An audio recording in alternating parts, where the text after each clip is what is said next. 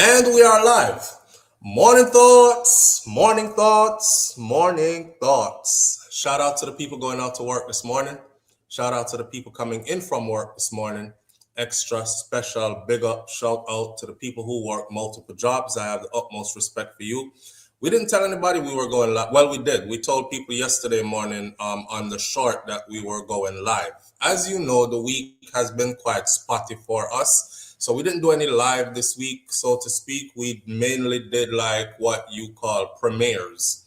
YouTube allows us to do these premieres where you can pre-record something and then post it and then watch it on the go with your audience. So I am interacting with the audience as I'm moving around, but that's not necessarily like our live. You know what I mean? Well, this morning live is members only in the chat, and I did that for a reason. It's because I owe the members a whole week of live. All right, so I had to make it up to them somehow, and this is one way to do it. Throughout the whole week, everybody got free access for an entire week to all the uploads. So is members only morning this morning. It's supposed to be anyways, and the chat will only have green names in it.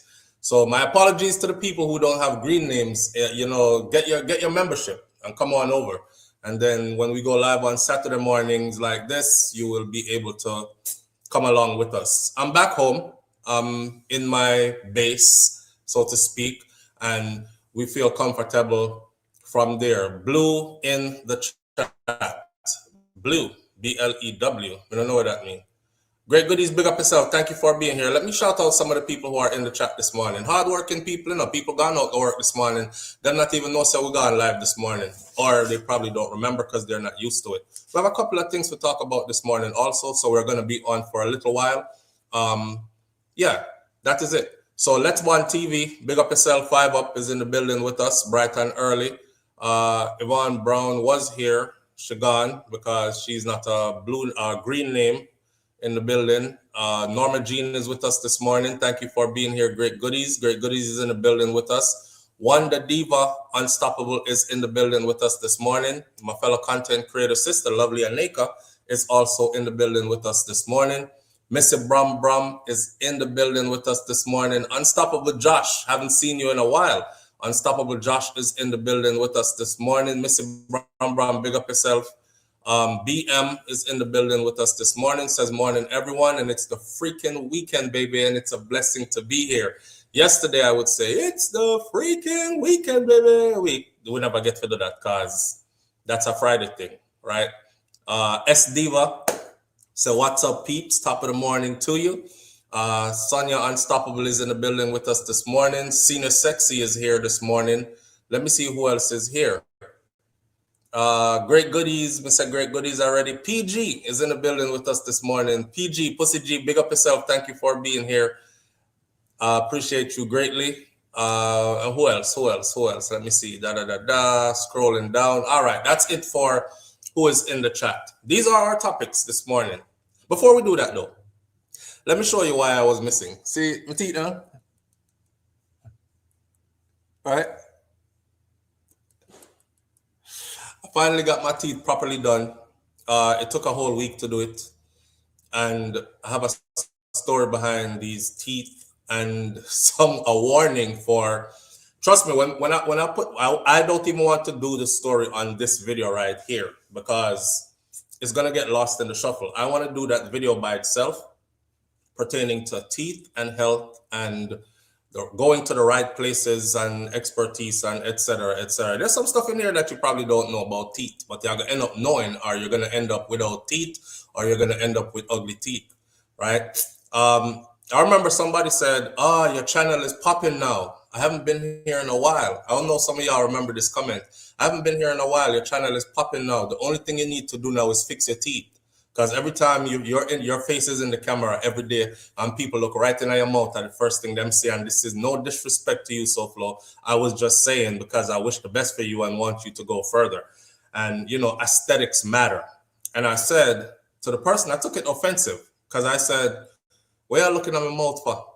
Why not listen to the words that I'm saying to you instead of looking into my mouth? And there were a lot of people who defended me as well, who was like, Him wife no business, so why you business? Listen to the things where the man I say, man, I stop looking at him mouth. But I could tell you honestly, they were bothering me. And you can't help but for them to bother you. For instance, if you're standing in front of children, right, and you try to play with the children and interact with the children, and you smile, and a child says to you, "What's wrong with that tooth right there? What's in your mouth?" You kind of feel like, oh, damn. And then the rest of the day you spend going like this. You know, I was doing pediatric occupational therapy, and I was at a center putting in some time with some children who have disabilities and learning issues and whatever else deficits are there. And one of the children, he was like, "What's wrong with your teeth? What's that right there?" And for the rest of the day, I would not smile.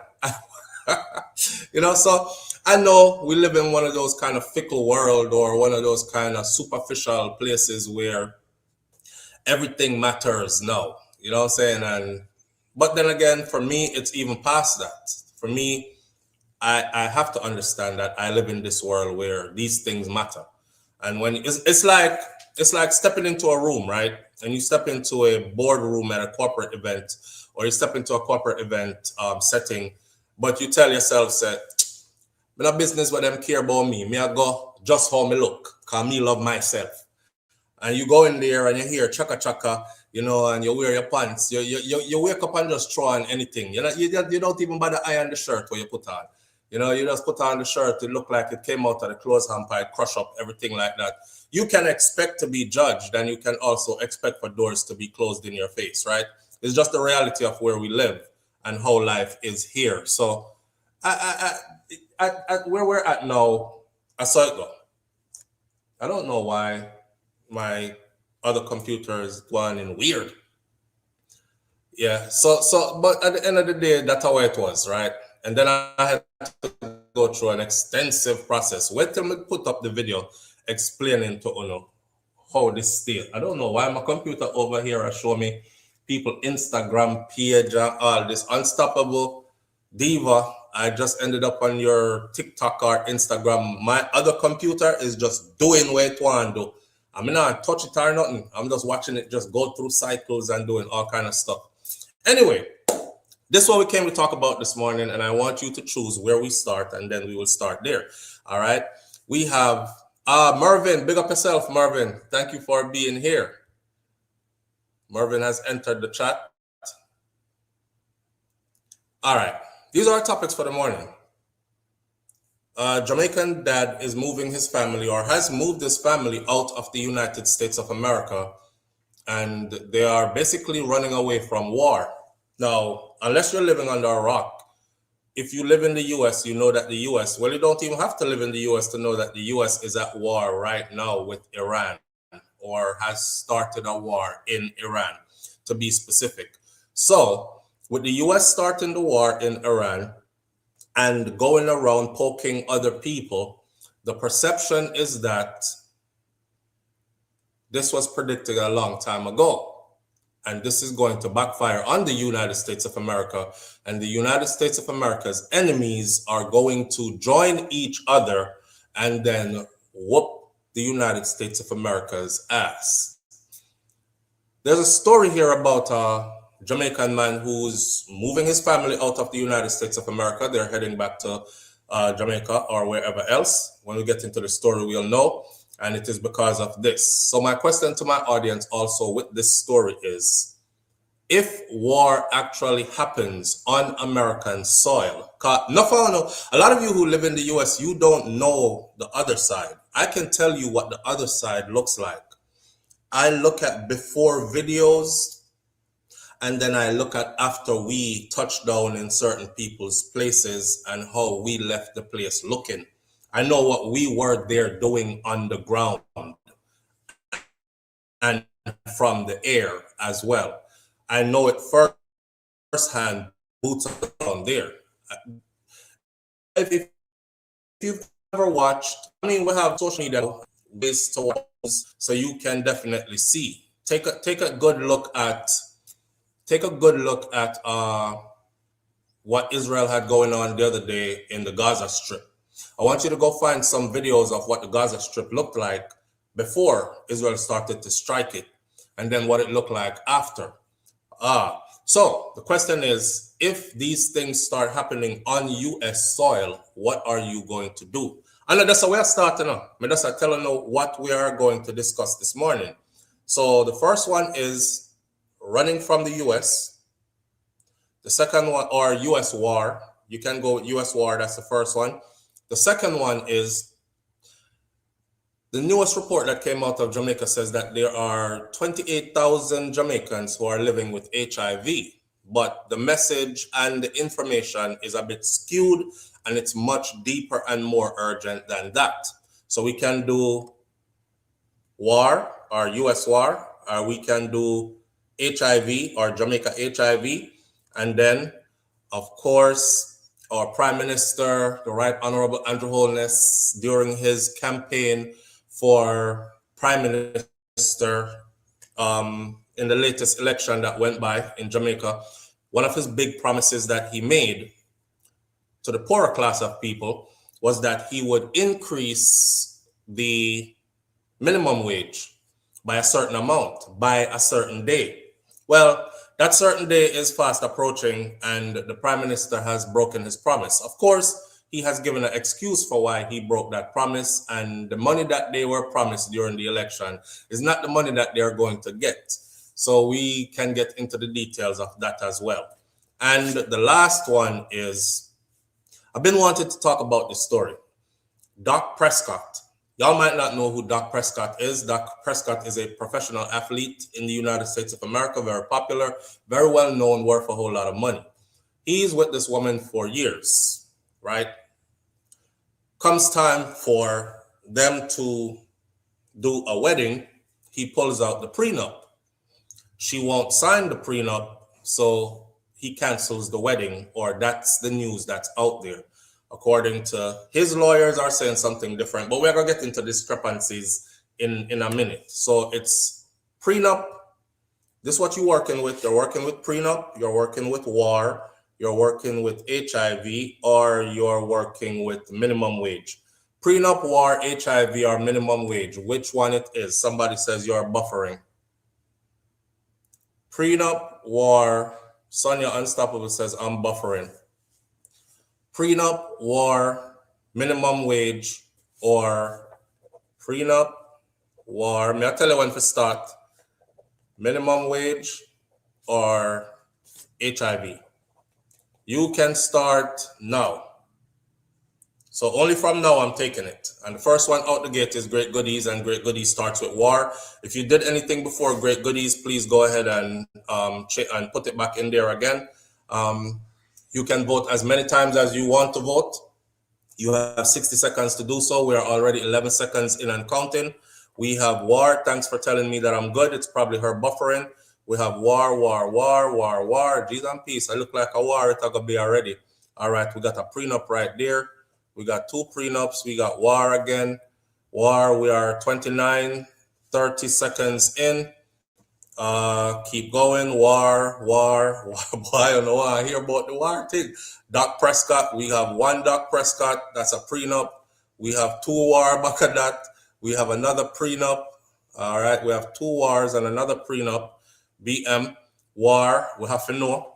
All right. We have another war and another war. Everywhere is war. We have another war. Remember, you can vote as many times. We have 20 seconds to go. Keep it going. I'm counting and I'm writing them down as we count. We are back over to prenup. We're back over to war again. So it's going down between prenup and war this morning. Nobody wants to hear about the minimum wage or about HIV, which we will do later. 10, 9, 8, 7, 6, 5, 4, 3, 2, 1, and prenup gets 1, 2, 3, 4, 5, 6, 7, 8, while war got 1, 2, 3, 4, 5, 6, 7, 8, 9, 10, 11, 12, 13, 14, 15, 16. War got 16, prenup got 8. So war it is. All right, let's talk about the war that's happening. Did y'all see your president, by the way, yesterday? Donald Trump said he's going to strike certain places just for the fun of it.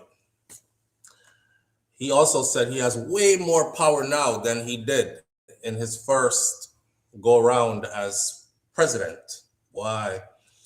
There's a lot going on right now. If you're keeping up with what's going on, you will also know that the enemies are working together. If you want to call them the enemies, let's just say the enemies of the United States of America are gathering. They are gathering together, and they are working together, and they are working at ways. They're not necessarily enemies. There are people who have been ostracized, really, to include Canada and others. They have been ostracized, or they have been dealt a bad deal by somebody they were dealing with before. So they have basically turned their backs and started to form their own groups, their own trading groups, their own currency they will be using as main currency, et cetera, et cetera. And America is being slowly cut out of all of this. America is slowly being alienated, and this is factual. This is not something that is being made up or we're thinking, oh, probably could be. This is what's coming across for us. All right. War is what we're starting with. SD1. So get with the program. War with it. Now, for more than a decade, Daniel built for more than a decade, Daniel built what many Jamaicans would consider a dream life in the United States of America.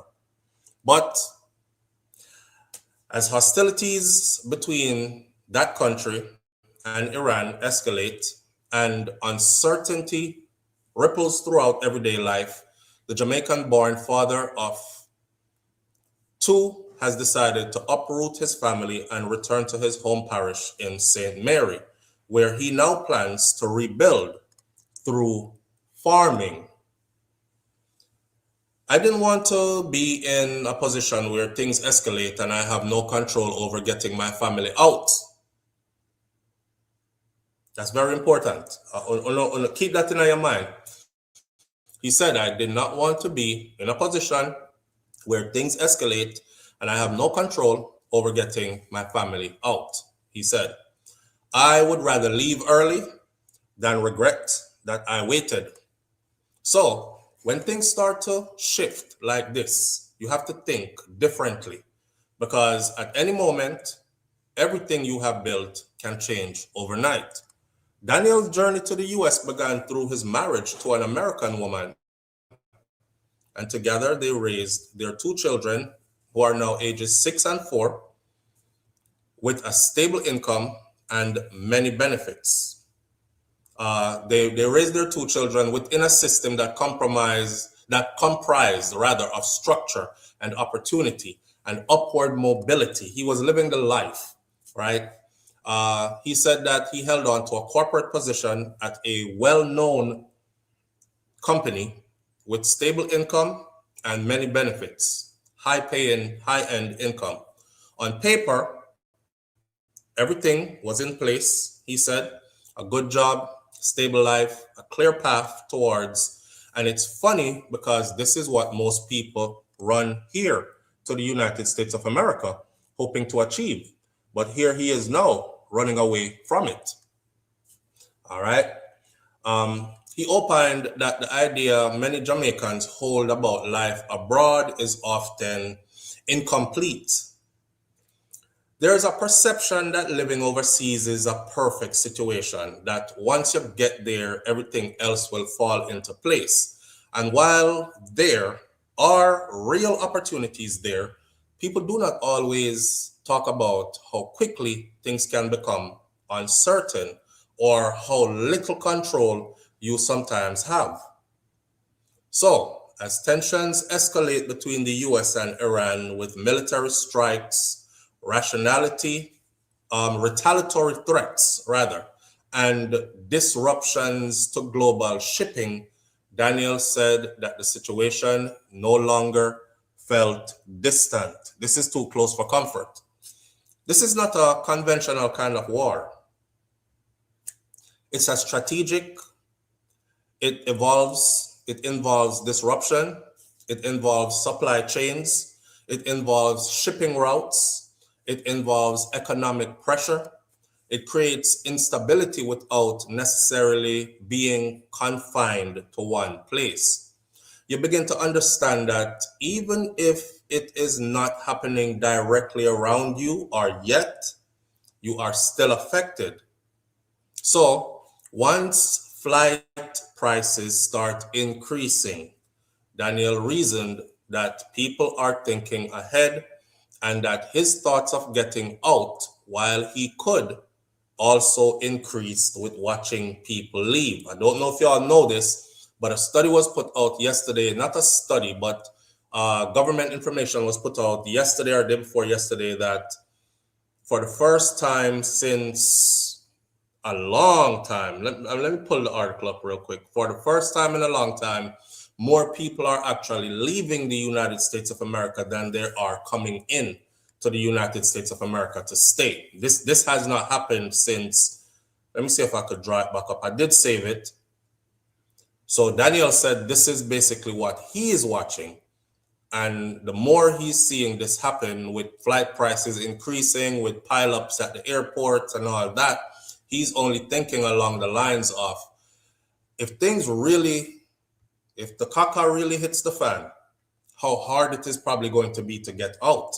And if your mind is pressing you, telling you, hey, get your family to safer grounds, then he feels like he should be listening. Here it is. It says, breaking news. Americans are leaving for the first time since the Great Depression. More people are leaving the US than the number of people who are actually moving in. A growing number of people from the United States are making a bold move, leaving the country to start new lives abroad. It's not just about traveling anymore. It's about finding lower living costs, finding better work-life balance, and smarter financial opportunities in a world that's becoming more global than ever. Countries like Portugal, Spain, Mexico, and even Albania are seeing a record demand for American expats. Why? Because in many of these places, your money stretches way further. The lifestyle often feels less stressful and more fulfilling. Add in potential tax advantages and remote work flexibility, and the move becomes even more attractive.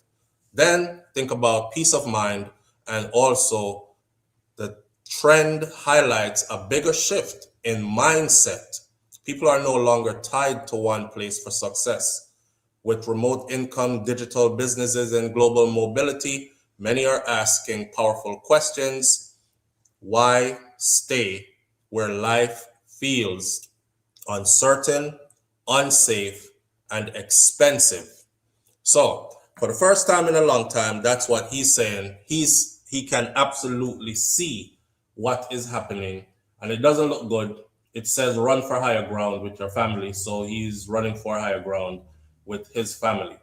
Now, you begin to understand that even if it's not happening directly around you, he said, that you are still affected.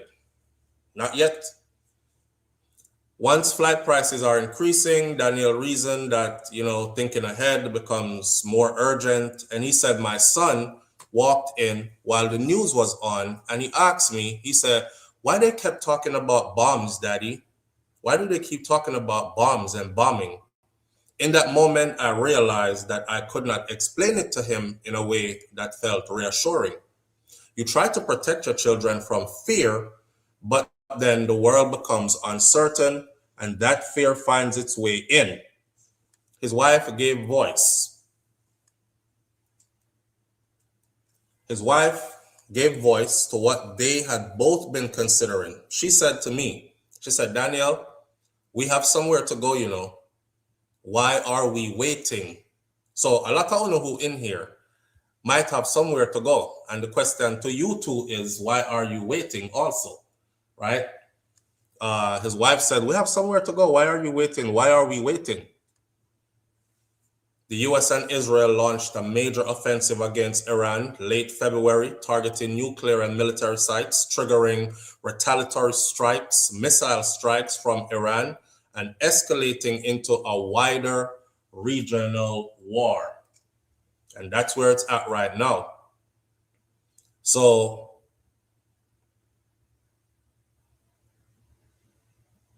last June, Israel, backed by the US, launched major airstrikes against Iranian nuclear and military facilities, and Iran responded within hours, with large-scale missiles and drone attacks on Israel sites and interests.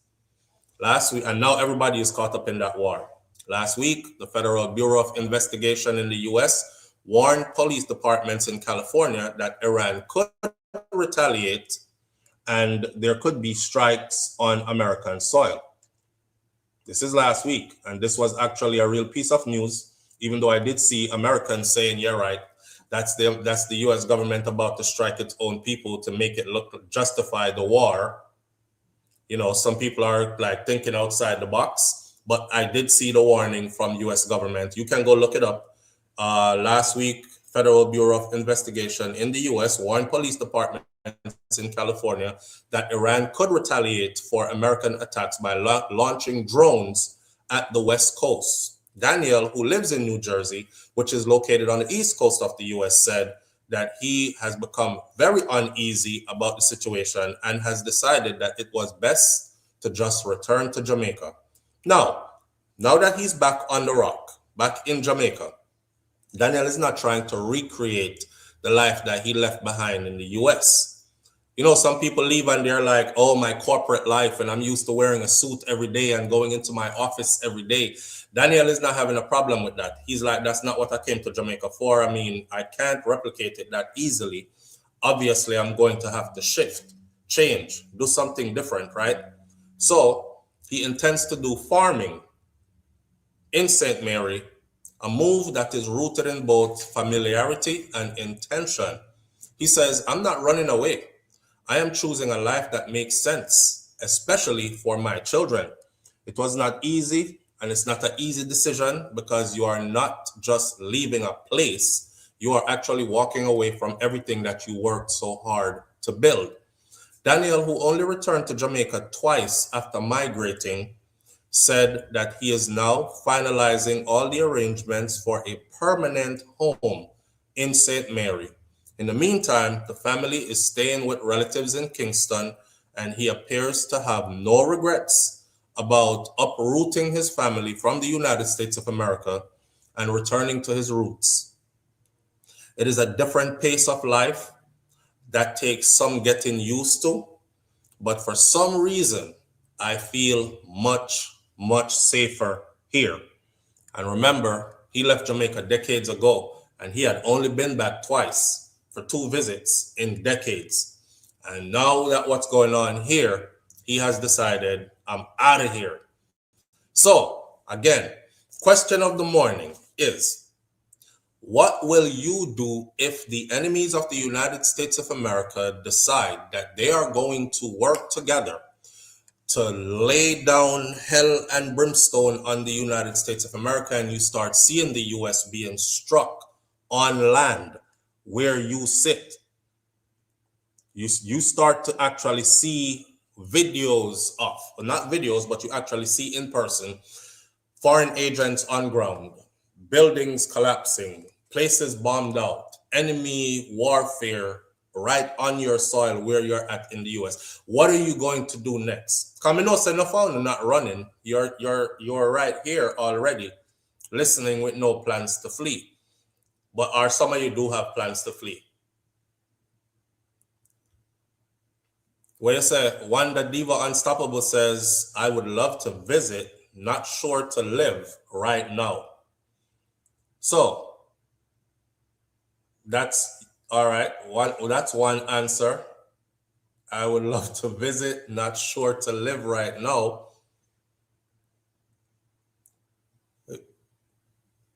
You're the Finest says, if I don't watch true crime, I would never think Jamaica was not safe. Jamaica and Europe, etc., are places that the devil live. So in other words, then you're not running. You're not running from the US. Even when it's getting bombed down, you're not running. I need a general answer. I realize that most of the people who are watching this live are outside of the chat, so I can't really ask them to. But for those of you who want to call in, the number is 1-806-587-8953. Use WhatsApp and call in, and I'm going to post it in the chat right now. And it's right there. 1-806-587-8953. The lines are open. You can call in. I have my speakers. Everybody can hear you loud and clear. Are you running or are you staying? In the meantime, I'll go ahead and tell you this. Hypothetically speaking, I've said to you already, right?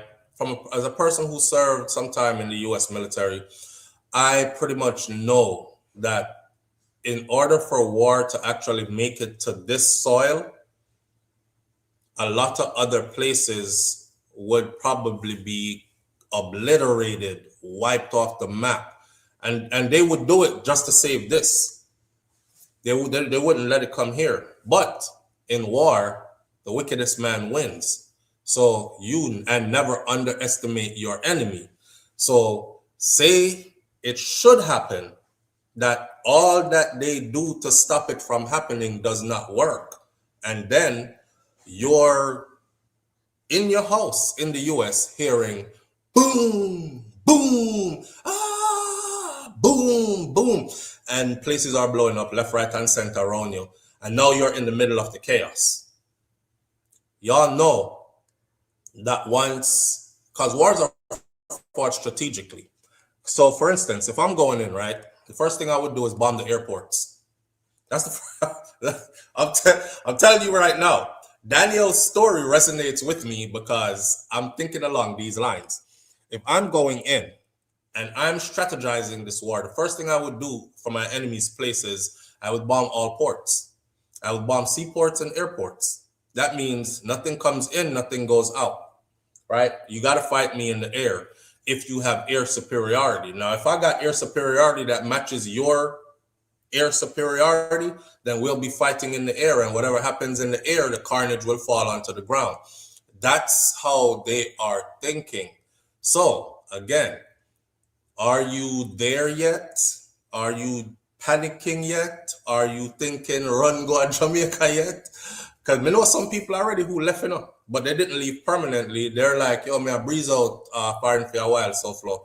Just I go Jamaica for like a good, 4-6 months, and them kind of something. They go relax myself a little bit and watch from the outside, see what I go on. They haven't really gone yet and say this is my permanent move in case anything happens like Daniel. But they have taken off already. They're there in Jamaica already, looking from the outside, looking in. Like, boy, I say, well, go on over, so we don't know, Yeah, all right. Things look like it's going to get worse, boy. Right. Realistically speaking, where can we run? America is bullying everybody. Sonia Unstoppable. That's one of the questions. Where can we run? You can run to Jamaica. But this is what I wanted to tell people. Now, I don't mean to corner you in your thoughts to be free, like where could I, or to be safe, like where could I run to? I asked me, I run to Jamaica. All right. If you study what's happening now over in Iran, when the US hit Iran, you know what Iran does? Iran hits the US and their allies' interests. They're not hitting the US back directly. They're blowing up their interests. Right now, China has reached out to Cuba. Well, I know Cuba get cut off, right, by the US. China has reached out to Cuba. 2 big ships are on their way to Cuba with fuel. The US has intercepted those 2 big ships. When I woke up this morning, it said the United States of America said that Cuba is not allowed to accept the 2 ships of fuel and aid from China. If you remember, there were ships coming out of Venezuela that were Chinese ships with tons and tons of oil heading to China. They got intercepted by US military powers. So it's only so long before, yes, not allowed. It's only so long before Russia, China, and the others link up with each other and say, hey, listen, all our shit's getting messed up by this guy. How about we forget what differences we have for now? This is playing chess. Put our differences on the back burner for now. At the end of the day, we all want to be world leaders in prosperous nations, right? Put our shit on the back burner for now. Let's go get this one right here, because this is a disruptor. Get that out of there and then distribute whatever later. If it comes to that, then we have some very powerful forces. And as much as I've said before that the United States of America's military is super powerful, if you have to be realistic and think that there are other nations that have top of the line technology when it comes to war as well. Now, if you end up battling multiple of these nations and end up getting hit from multiple different directions, that's an ugly outcome. And I don't even want to say the words outright, but that's an ugly outcome. Honestly, I don't want to be trapped in the middle of it either. I don't want to be trapped in the middle of it right now. Because if China, the point I'm trying to make is if China ever decides that we had enough of this from the US, we're going to join with Russia. A long time me hear about this in the people. Long time me hear about this. Me I go talk patois now for a second, because when me I grow up, me hear the Rasta man them talk about the dragon, the eagle, and the bear. Right? Pay attention enough. The Rasta man talk about the dragon, the eagle, and the bear. And scripture is being fulfilled. See it? And ancient books. Not talk about the Bible where you know. The dragon, the eagle, and the bear. The unification and then the war, which is going to lead to another world war. And it wasn't until I was way into adulthood, I sit down and say, the dragon, blood clot, a China that. The eagle, a United States of America that. The bear, a Russia that. Dragon, the eagle, and the bear go to war, fuck up the whole world. The eagle are go left by itself. The dragon and the bear are go unite along with others. And I start thinking, oh my God, it look like we're there at where we're at right now. Look like we're there where we're at right now. If they strike interest, strategically fighting the war, Jamaica would get licked at some point, because the US is right next to Jamaica. So if the US realize China is striking US and their interest is deeply vested in Jamaica, they will frig up Jamaica just for damage Chinese interests in Jamaica. See, that's why it's so dangerous to have these foreign nations so deeply invested in Jamaica, because poor little Jamaica now can't fight no war for ourselves because we too small.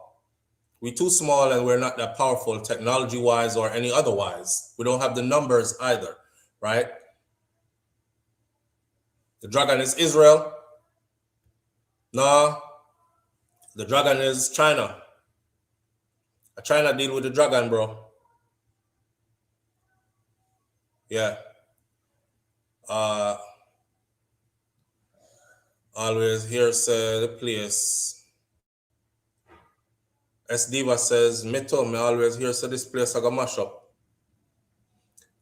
The thing is, they've been saying that since I was a child, just like how they've been saying Jesus is coming since I was a child. You know, me watch my granny live till she's 40 odd, 40 odd. Me watch my granny live till she was mid-90s, 95 years old, and my whole life it was Jesus is coming soon, and Jesus never came.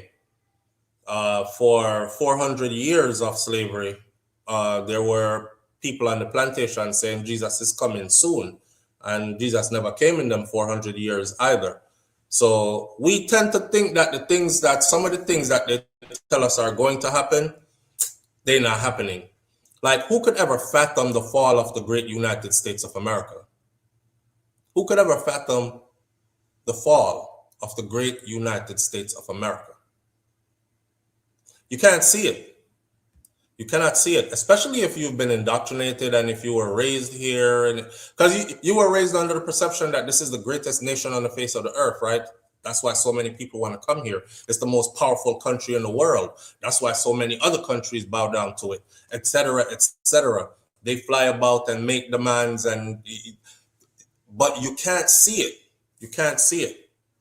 But then reality happens, and reality starts showing you that, hey, it could go down at any minute. And that may settle. That may settle. Unstoppable. Wanda Diva Unstoppable said, just make sure you're ready. Make sure you're ready for what? Make sure you're ready for run. Make sure you're ready for fight. Make sure you're ready for run and fight. Could you imagine? Could you imagine me on my way to the airport, like, them not lick the airport yet? Me have one rifle away, them not lick the airport yet. Me have a bag of magazine full of bullets. Me have all of them picked them in a one vehicle, and I'm booking it to the airport like I'm trying to get the last, everybody hold a gun, and I'm trying to get the last damn flight out of the US before them clap all the airport them. This is a mess. We have to laugh, you know. Because the reality is, if them start licking a place here right now, there's nothing most of us could do. Especially if you can't get out. What y'all gonna do? Hunker down, hide, try not to get hit. You can't tell bombs where to fall. You know? You can't tell bombs where to fall. Funny fact, they were just talking about it on Al Jazeera, Israel using war to fulfill biblical revelation. As Diva says, true, but that's different. Just like how years ago Rasta did tell us to eat clean and look now. The Jesus part, me not believe heaven and hell is right here on earth. Yeah, long time ago when we grew up, Rasta tell us stop eat the bloody meat, man. And you're there, they are crack bone with your teeth, them and all these things. And people used to tell them, you know, move them looking dirty, nasty. Him have 40 leg in him head. Them not have no sense. Ganja, mad them. Live on the air with SouFLo. Good morning. Morning, SouFLo. How you doing, man? My good family. How you doing this morning? Hey, yeah. Talk to me. You know, somebody said the safest place for going for war to kick off in our country, to go to some rural area, up in some hills, and stay from residential area and cities. Mm-hmm.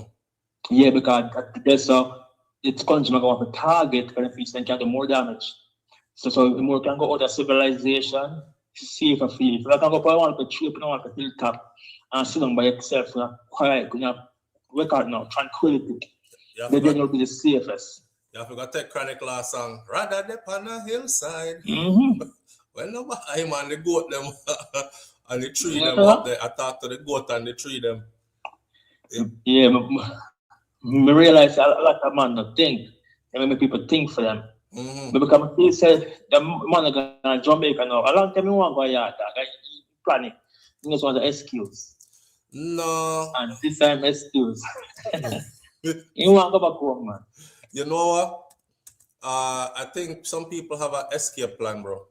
So, yeah. Some people have an escape plan. Like, they're not ready to go to Jamaica yet, but they have a just in case plan. Cause this is one thing where the whole we take for granted is that the day might come where we actually do need a just in case plan. You know, when me go school here, you see, the Black Americans them used to say to us, y'all ain't like us. Y'all ain't like us. We had to stay here and struggle and fight and all this. And I said, we were here struggling and fighting with you, right? And they're like, yeah, but when the shit hits the fan, y'all motherfuckers could run back to Haiti. You could run back to Jamaica. You could run back to where you come from. We ain't got nowhere to run back to. We going to be right here through whatever comes. And I didn't have anything to say. And now that it looks more realistic, like it could possibly happen, I really ain't got nothing to say. We can tell them, say, you're welcome, run back to Jamaica with us too. But truthfully, it's not their land. And they will be foreigners in somebody else's place. This is their home. Whereas if we run back, we are run to an actual yard. Yeah. You know what I mean? So, boy. What now? Coming up, we can't stay on too long, right? All right. So me says that if anything, if I happen here in our country where a war pick up and we know a bomb and drop, and tell people that the safest place to go stick to yourself and go far away from everybody. I guarantee you, any with the crowd and the population, them use 8 sensors to mark where people gather and strike there. Yes. Yeah. Technology. Yes. All kind of the landmark them, like the World Trade Center, Pentagon, the Empire Building, them building like no one near them building there. Common sense, I'm gonna look for some parts we can hurt America, some historic place where when the white boy hit we. You know what I mean? What more? America, not me, but Peter. Right. Right. You make sense. Sense.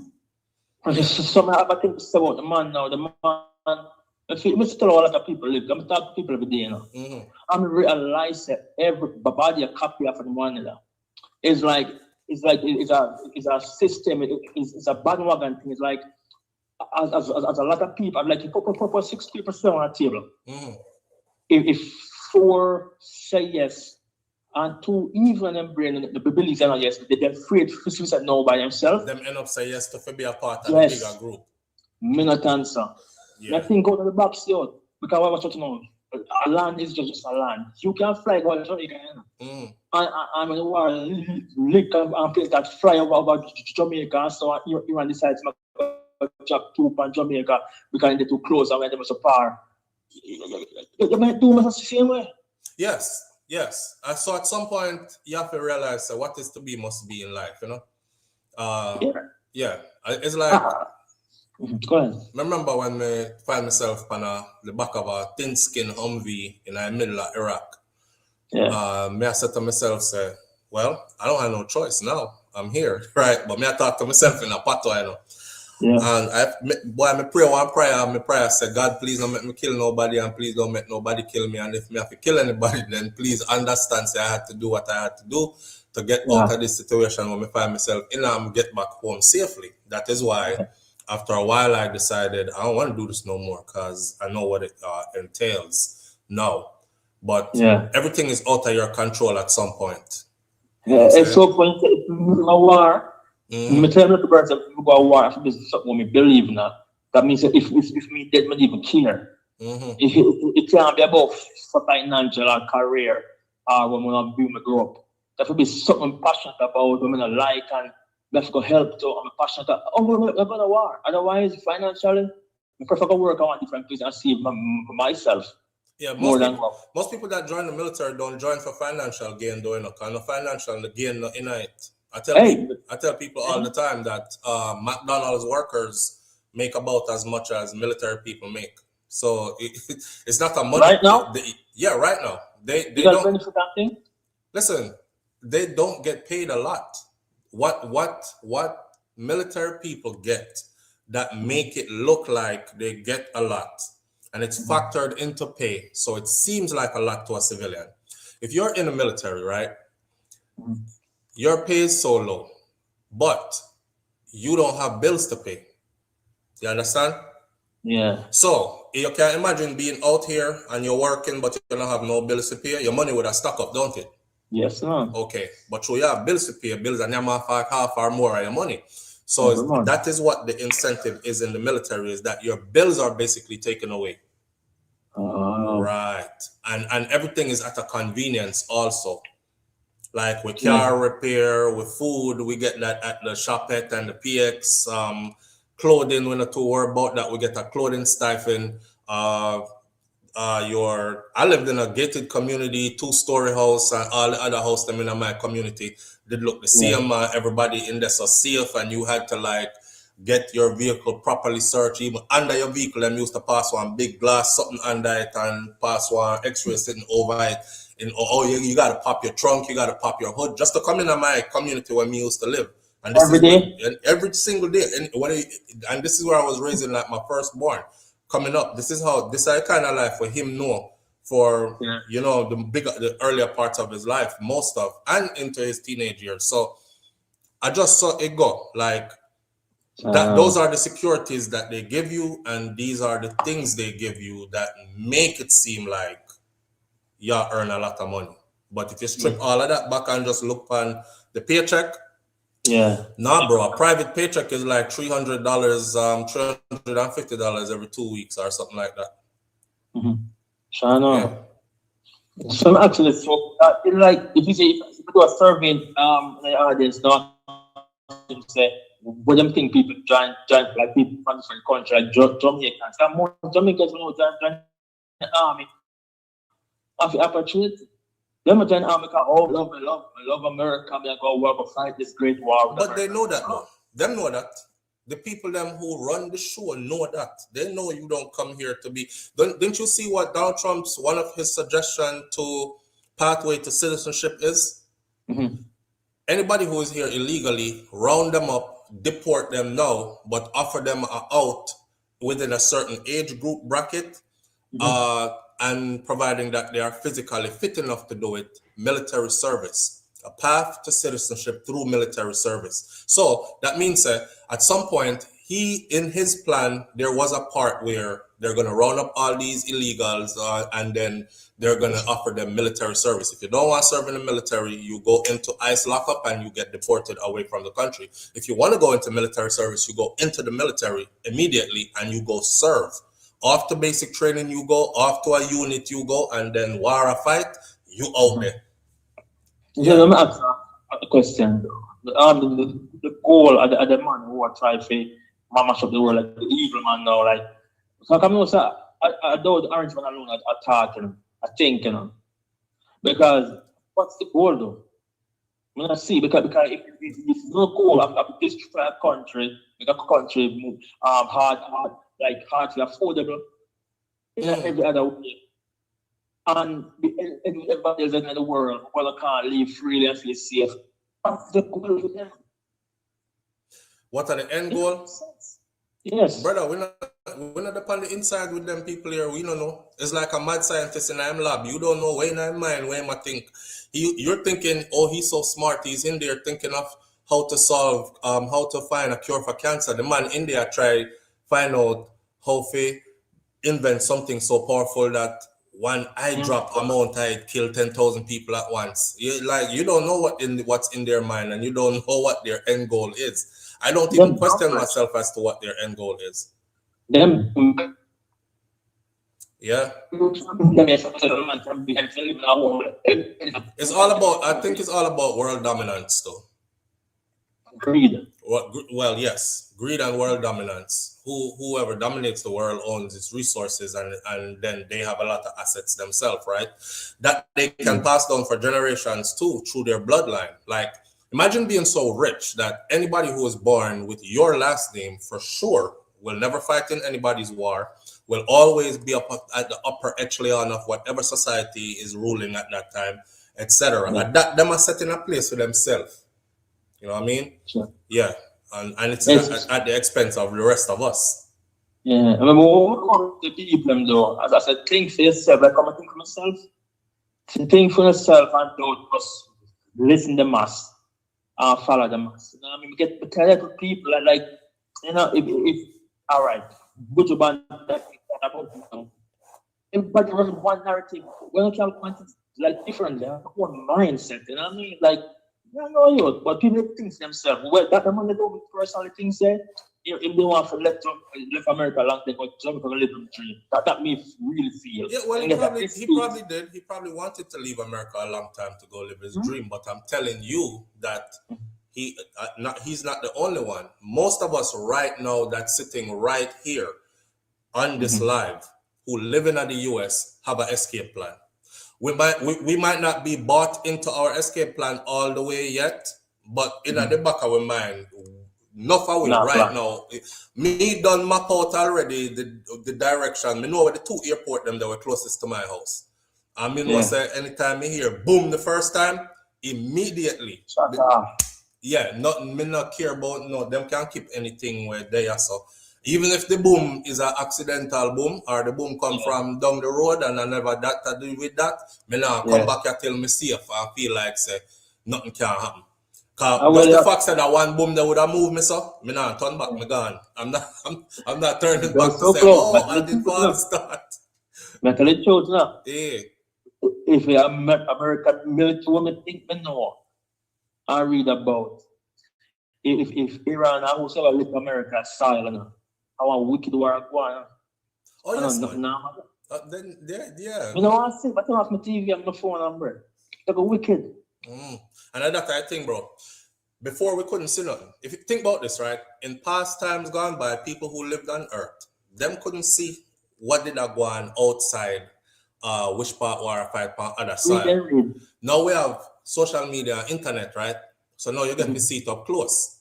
But people still choose to turn off them device and don't want to see nothing. But when it drop right in front of you, it won't be about a device. It will be in front of you where your real eyes are going to see it. What will you do then? That's the question. I want to say.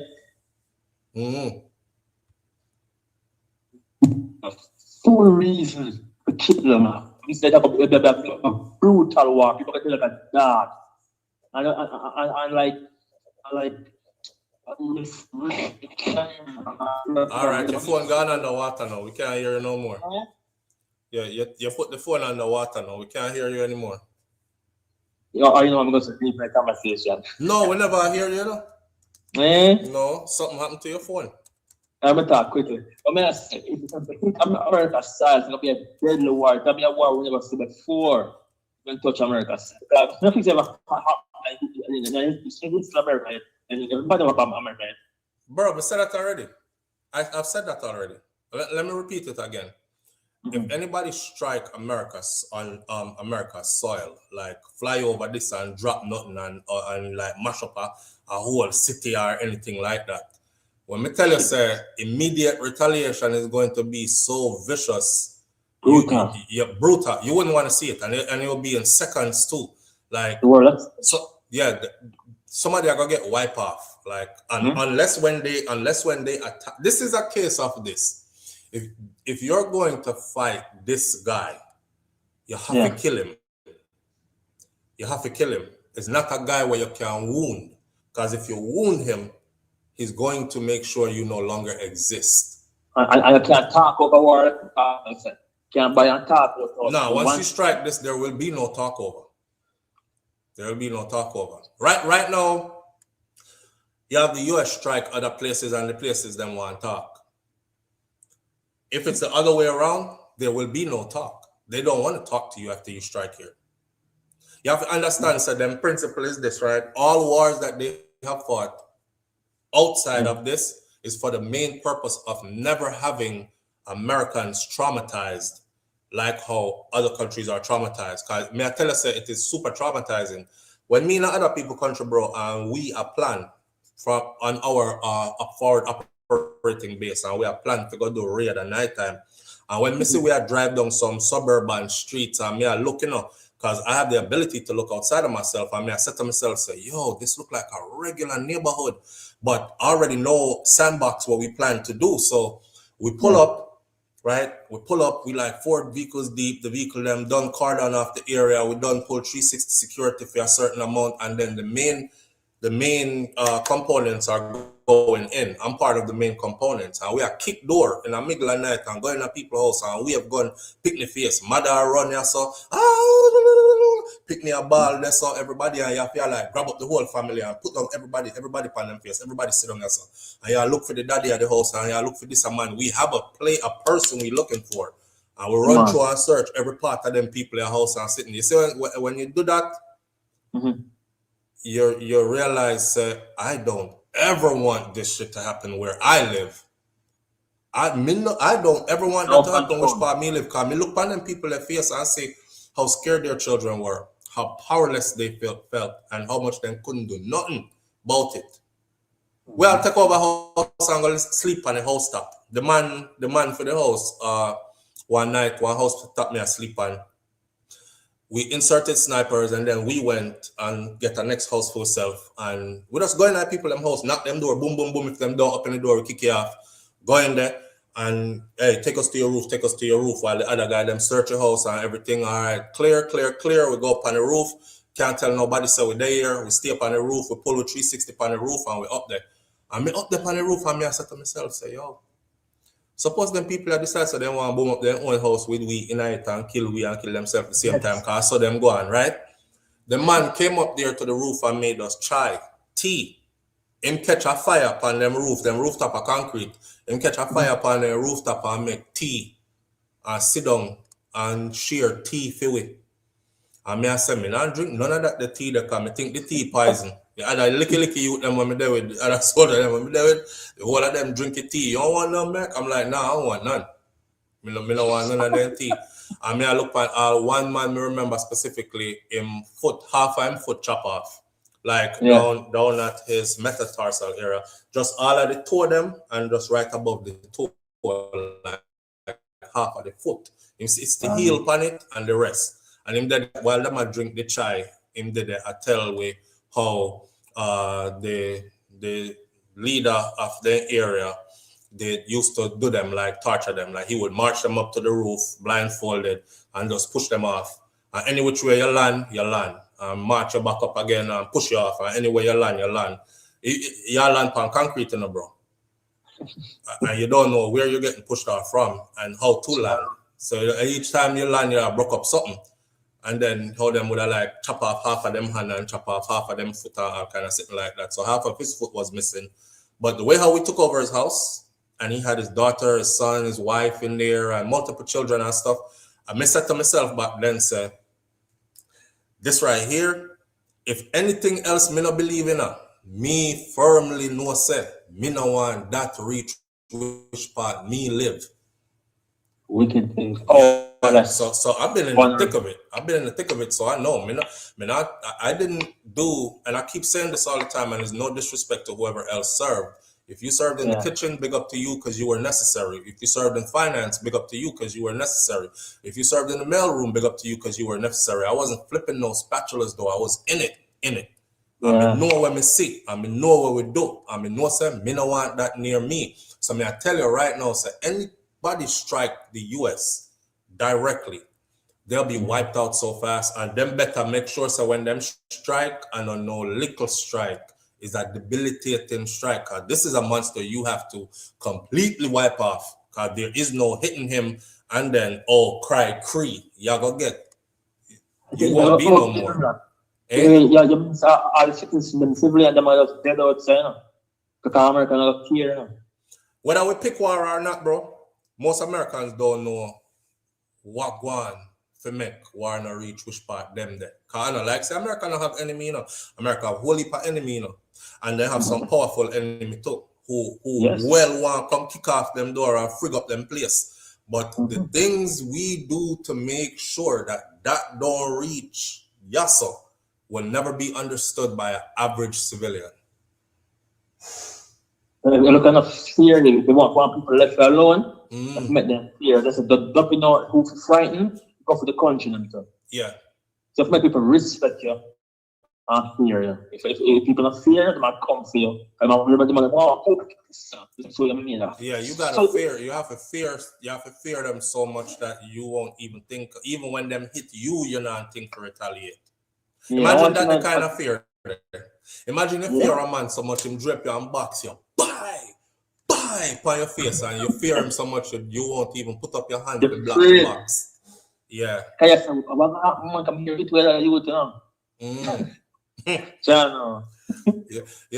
You know, enough people will watch a video, right? And then will say, oh, if I did me, boy, box me like that, boy, dead today. Yeah, right. Yeah, okay. Yeah. True, it's not somebody where you really fear. Use America as an example. Them drip up and box all the last time, And the people them with them drip up and box fear them so much that they won't even retaliate. They won't even put up them hand to stop the box. Yeah, maybe someone box someone on video and say, man, apologize to the man.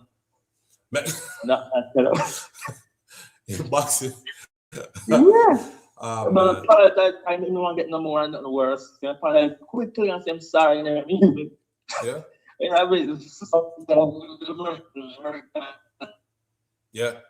People think it's people like, oh, you have to make them most ready. I made a boss, I may push it down. Because not do it out. People say, what? I'm trying to look at thing, man. But you know, why cut the line? All right, your phone gone back on the water again. You're a mess. Yeah. Your phone are going on the water, bro. Yeah, I said a big China thing. The reason why they not attack America already because they don't know the repercussions. They must say probably too large. No, they know the repercussions. That's why. Exactly. It's not they don't know. It's they know. They know the repercussions. That see, I believe that they are building themselves up to a place where that repercussion won't exist or matter when they actually do strike. Remember the video when me telling me I watch about the leaders them and the Chinese leader and the Jewish man at the table, and Jewish man was like, "Oh, they want jobs. We'll give them jobs." And he said something about they're like cows, right? And their women like things, and money is nothing to us, so we can always have their women. He was like, they like he might talk about luxury items, right? Like all the name brand foolishness and all that, and that's how I feel them woman run down. He was saying, and it's in the same conversation where they said, what the interviewer said. So what about the black man, or what about Africa? And he said, the black man, he's neither here nor there. That was the same video. He was like, oh, he's neither here nor there. The interviewer asked, what about Africa? And he responded and said, oh, the black man, he's neither here nor there. It's like, he's not even at the table. He's insignificant kind of shit. And I was mad as fuck. I was like, what? Well, pardon my language, but I was like, what the what do you mean he's not at the table? Africa big, many countries on the continent, rare. Why? Little did I know when we know now. Yeah. So, but the Chinese leader said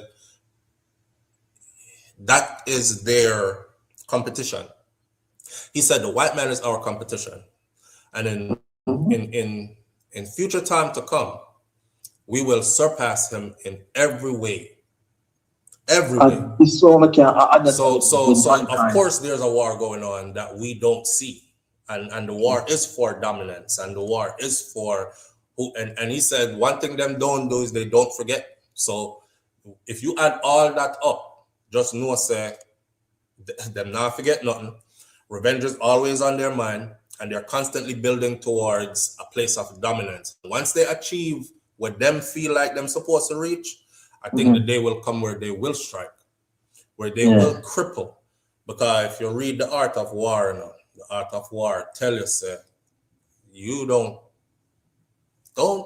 F with your enemy until you're sure you can actually lay your enemy down flat and permanent.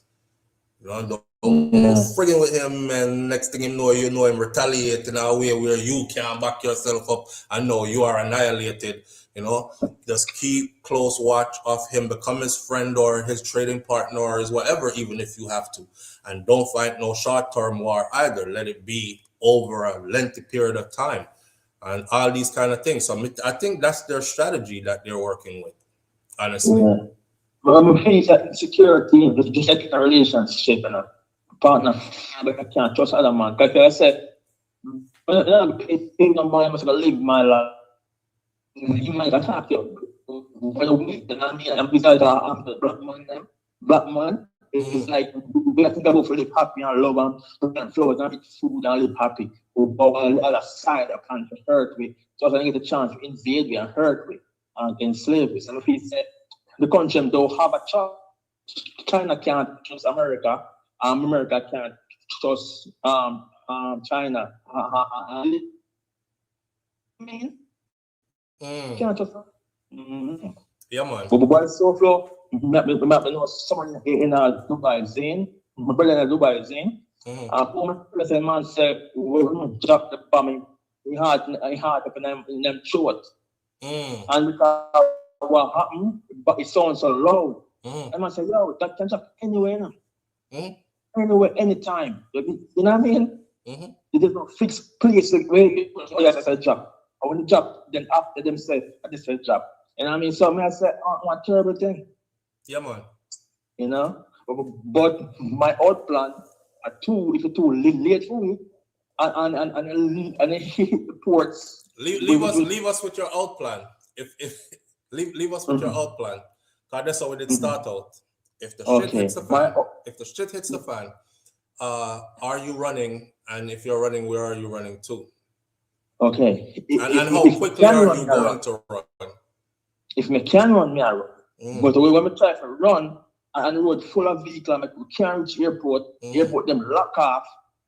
Me I run from everybody and go to some hideout and some tranquil, peaceful place when birds and I don't want to see no human. Where that I go there?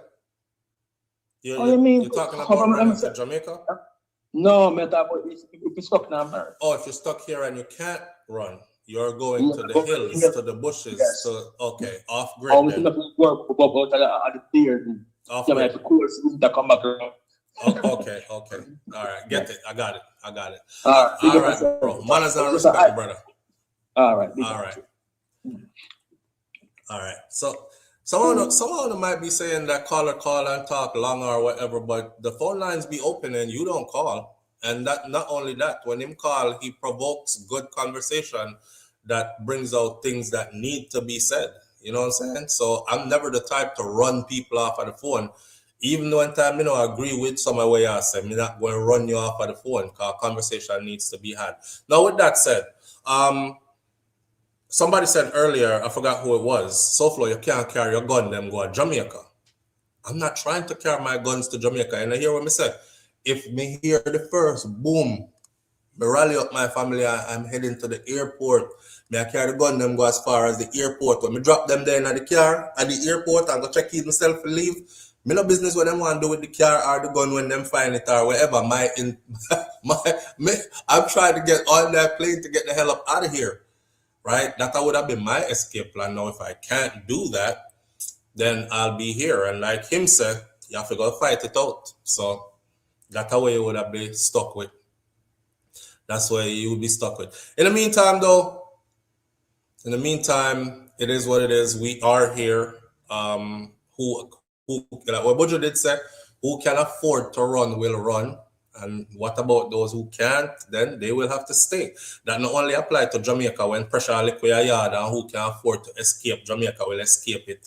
But what about those who can't? They will just have to stay and suffer. It applies to you anywhere you are. Who can afford to run? Yeah, so it's a lot of us here that are not doing well financially and can't even afford tickets to flee. Live on the air with SouFLo. Good morning. Hi, SouFLo. Good morning.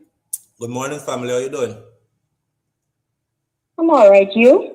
I'm doing great. I can't complain.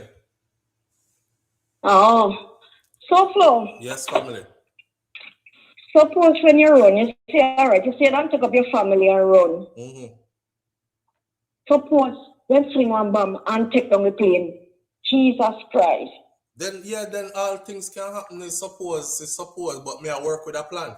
So if it happen this so then there's nothing I can do. It just happen this so. Suppose me run go to Jamaica and go find one nice place to stay and them lick that place there too. Jesus have mercy, SouFLo. You make me cringe this morning. Boy, but you know, it's just something we have to think about still based on what we see are going around with. You have to think about it, you know? Yeah. Yeah, man. You see, so if somebody all boils down to the Bible, you run to the rock and the rock will look somewhere for I too. Right, see that? Mm. Yeah, well, me and the rock are going to be running and looking somewhere for hide. Yeah. So I go. Anyway, SouFLo, bless up yourself, see? All right, my family, manners.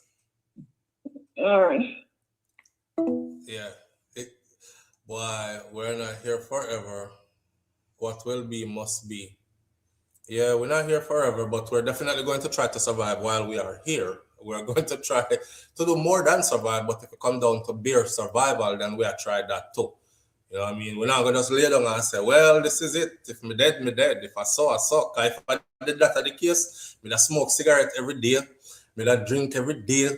You know, I wouldn't bother exercising and trying to eat right and all these other kind of things. I just live careless cause, boy, everybody are going to dead anyway. And we all die. So why not just do all the things you want to do kind of thing? Me I run if me can't run. If me can't run, then me just can't run. That's all. But I found the story interesting about him taking his family back in a time like this, based on what we are seeing, because what we're seeing is happening for real right now. Live on the air with SouFLo. Good morning. Morning, SouFLo. Morning, family. How you doing? I'm here. All right. You're here. You're Yeah. here. You're here. Doing all right? Yeah. All right.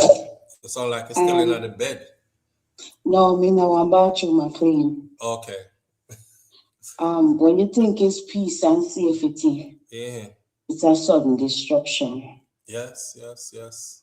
No matter where you're there in the world, when something a come, you just have to brace yourself and hope for the just best. deal with it and hope for the best. Hope for the best. Because you can't run to the four corners of the earth.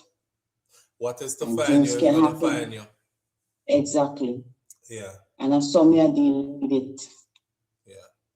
Because my son right now, he's mourning his friend. And this friend, actually, they showed it on the news. The gentleman. Apparently, they're skating buddies. So they skate together.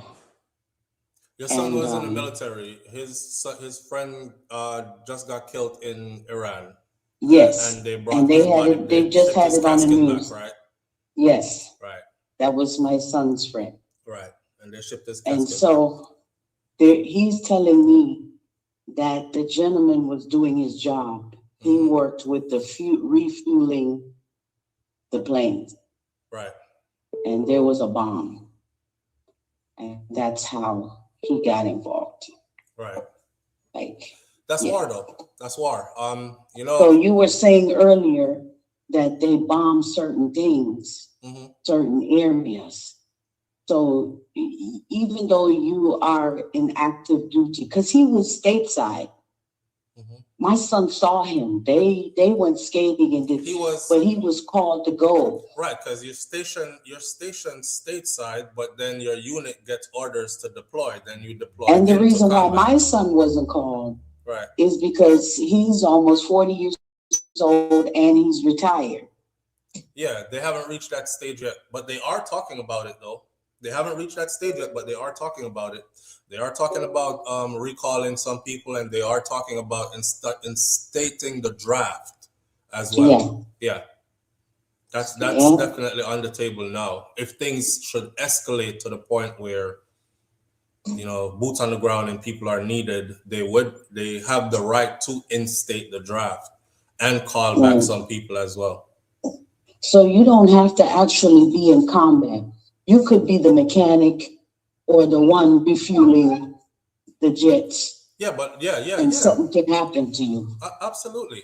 I don't know if y'all have seen it, but many females who die, or women, because some women get, I don't know why, but get defensive when I say females, but many women who die in those situations, they're not frontline fighters.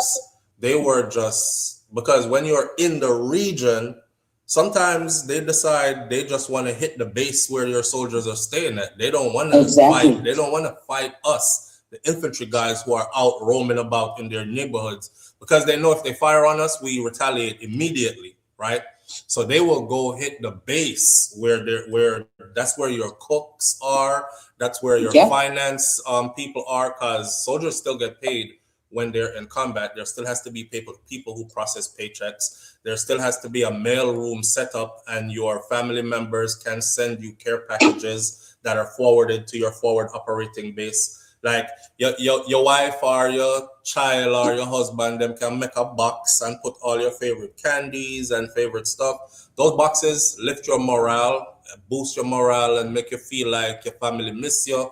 All these things have to be processed just like it's a post office, just the same way. So everybody deploys with us, but what they do is, their strategy is to cripple the function of the actual unit. Yeah. So if you destroy the base that they use for refueling, Yeah. for the weapons, when you attack those things, you're crippling the whole system. Right. Well, yeah, but they also know that those are not fighters. They know that those are not fighters. So if you hit the people who are not fighters, it hits home more. Let me tell you something, right? When an infantry soldier goes out and gets hit in combat, people like expect it. They're like, okay, that was his job, right? And he was out there frontline fighting like he was trained to do. But when a mom of 4 who works in finance was sitting on post in an office doing this on her computer and her head get blown off, that's different. Because the news comes back, this is a mother of 4, she worked in finance, and now everybody is like, oh, it's like a psychological kind of warfare. Everybody is like, oh my God, like she wasn't even like a fighter or nothing. How she died, kind of thing. So yeah. And don't be surprised if when you, after a while, you start using your phone and even your phone and your computer start to malfunction, because they will attack you in the cyber way too. Yeah, all kinds of ways wars are fought. But the end of the day is this, right? War is war. And it puzzles me. My point is you can't run and escape. No matter how you try. Yeah, but even with the bodies coming back, we're at war. So that's what y'all should expect, is to see bodies coming back. Now, the thing about this is this, you support it or you don't support it. I can straight up say I don't support this war that's happening right now. And I'm glad that I'm out of uniform right now, because I see myself. And I'm thankful that my son is not over there. I've seen myself on the other side before, where I didn't support the war, but I obeyed orders. So imagine if I had lost my life, right? Obeying orders to a war I did not support. So now I'm seeing from the outside in, looking in, and I'm like, damn, I remember being that. A lot of them don't support this, but they just following orders. And that's what it hit my son hard, because the area where he was, my son was sent to that area before. So he knows. Yeah. And he's like, Mom, he's an only child and he has no children. There was a time when they didn't send only child to war. Nobody care about all that. Actually, somebody said that to me yesterday, and I said, this administration, they're not concerned about that. Well, up until I was in there, you still had the option, if you are the only child, to stay to Rare D. It's called Rare D. To Rare D or to move forward. You still have the option. But I'll tell you this, they'll make you feel like the smallest of smallest if you ever use that option, though. Yeah. You will definitely feel like you're a deserter if you use that option. You can go, oh, I'm the only child, so I'm using that option. I'm not going. But good luck, guys. See you when you get back. They will hate you in your unit forever. Because you think like you're a coward or something? Absolutely. So why you train with us all this time, and then when it's time to go to war, you talking about I'm the only child? That bitch, you knew you was the only child when you signed up for this. That's what, you walk around with all the prestige. You wear your blue cord. You got your EIB. We about to go get a CIB. All kinds of prestige. Everybody look at you like you one of us, and now it's time to actually go into it. And you backing out about you the only child. Oh, you better get up out of there, because there'll be no love for you in that unit no more. They'll wait till you're sleeping. That's the worst place you want to be, is in the infantry unit where there's no love for you in there. Yeah, nah. They'll wait till you're sleeping and put some soap in some socks. I don't know. I won't say, but I'll just say you don't want to be in there after that. Man. Yeah. We have to laugh even though times are sad, you know? Yeah, we gotta find a reason to it, so I gotta go mad. We're gonna go crazy. If you don't find something to laugh about during these times, you can go mad. Yeah. So every now and then, take some time out, turn off the news, and go watch some comedy and laugh. Yeah. True. Good advice. To get a break from it. Good advice. All right. Take care. All right. Big up yourself, Marie. Yeah. That's Marie's 411. She's YouTube as well. You could go check out her stuff on YouTube. Marie's Message 411 TV. She's usually in the chat. She's a member of this chat as well. But Marie, they work right now. I handle some things. Angle or bangles, you know. The one diva, the unstoppable. Wait, hold on.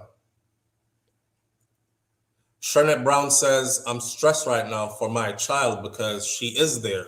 Well, she there. Your child is probably not, you said a she, so she's probably nowhere near frontline, just to give you a little bit of comfort, but that doesn't mean that she can't get hit either, because that's what we just talked about, right? But she's probably more safer than anybody else that's there, as far as those who actually go into operations versus her being there. She's not there on any combat mission. She's not there up close with the enemy or anything like that. The military, the way it's set up, it will have everybody thinking that, because I can't tell you how many people I talk to about joining. You know, I see young people out here, and I'm guilty of it. I'll be like, yo, why don't you go do something better with your life, man? If this is what you out here doing, you might as well go take a risk with the military. Sign up for 4 years. You are probably going to end up with benefits that last you for a lifetime. And they're like, hell no, I don't want to go to war. I don't want nobody putting me in the front of no. And I'm like, what are you going to go in for? What's your interest? So once them tell me them interests, I'm like, you're never going to see up close anything. You'll be all right. Or allow me to guide you in along the lines of your interests. Unless you were dumb like me who tell them about F all that. Give me what he got. Give me what he got. I told you about the guy with the jump boots on and the blue cord and stuff. And he was like, you don't have the balls to hang with the big dogs. And because I was young, dumb, and full of you know what, I was like, forget all the stuff I qualified for. Give me that. When him said, because I was one of them people there where you can't tell, say, you can't hang with the big dogs and you don't have the balls to do this. I'm going to show him I had the balls to. I cried my way through more than half of it. It was really painful. I cried my way through more than half of it. So I could guide people in to where you won't. But to say you will never 100% sure, you will never get harmed, that you might as well not join then if that's what you think, right? But there are jobs in there where you are 90, 95, 97% sure you won't be anywhere close to anything. That extra 2-3%, when that becomes a reality, people cry and people die. That's how it goes. That's how it goes. What you say? You did feel say you have too much hair upon your chest. Yeah, me did feel like say, you know, when you're young and stupid, testosterone does a kick. And nobody can tell us say you're not a big dog and you can't hang with the big dog, them and all these things. That's what got me to make that decision right there. Because that's not what I really wanted to do. But after them telling me about you ain't got the balls. He walked in as I was talking to my recruiter, and I was at a recruiting station, and he walked in. And then I tell him about how much money we can get, and then if I do this and go here and do that, and what date my exam was going to be for my ASVAB, and scheduling this, that, and the other, and show you where you come to sign up and raise your hand and blah, and this man walk in, and him look completely different from everybody else. Him just look like a well-tuned machine. And I was like, who the fuck is that? Cause it look like if he sneezed, the whole room is getting blown away. The man look the part. And I'm like, who's that? What does he do? Come and notice him boots them look very different from everybody else's boots. And he had stuff on his uniform nobody else had. And I was like, that's cool as shit. Who that? My recruiter was like, oh, him, Sergeant Jones? Oh, you don't want none of that, son. You don't want none of that. Sergeant Jones shout out, what he want to know about me? He ain't got the balls to hang with the big dogs. Give me that right there. Can I get that right there? Yeah, give me that. And them say, you sure that's what you want? I say, yeah, whatever it is he is, that's what I want. I can't tell you how me ball, me cry. I hated everybody that encouraged me. There was a point where I hated every friggin' person who ever encouraged me to join the military. I'm sitting in pain and agony, some part way far out in a God land. I'm sleeping under snow. I'm naked in a sleeping bag in my boxers alone. I freeze, my teeth them and knock hard. Whole night. Then you gotta get up in the snow and get dressed in the snow.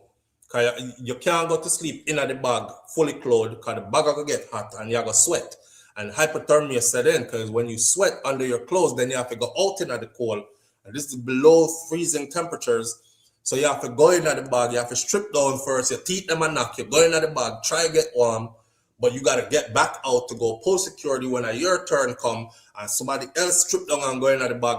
When I'm going through all them something that me I say, yo, everybody who ever talk about, yo, my cousin is in the army and my brother is this, go suck on the mother. The whole of no, from my mother to me, for anybody where I rejoice, I was so mad. Especially when I find out I couldn't leave. This is one job you volunteer to get into and can't voluntarily come out. That's the other reality of it. It's not like you go to Walmart or Burger King or anywhere out here and you go get a job and then little aisle bun up your hand and you say, no, son, I can't take this. You know what? Take off that apron and I say, well, I can't keep that job here. I'm gone. And you walk off. You ain't walking nowhere. You can't go out there and be like, take this damn uniform off. I don't want to do this shit no more. I'm out of here. Take your uniform. I'm gone on my yard.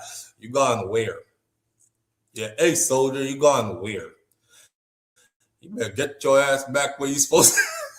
So, hey, man. But it became me after a while, though. It became me after a while. But you have to go through it. And I hated it. I hated it till I loved it. Till I loved it and hated it. Till I hated it and loved it at the same time. It was just one of them things there. The U.S. is building up military presence and they are preparing for escalation, but they have not fully committed infantry to active frontline ground war yet. Like tell, the Marines go in first. Yesterday, they just said that they're sending another couple thousand of Marines in. When the Marines go in, it's ground and pound time. That's how we work.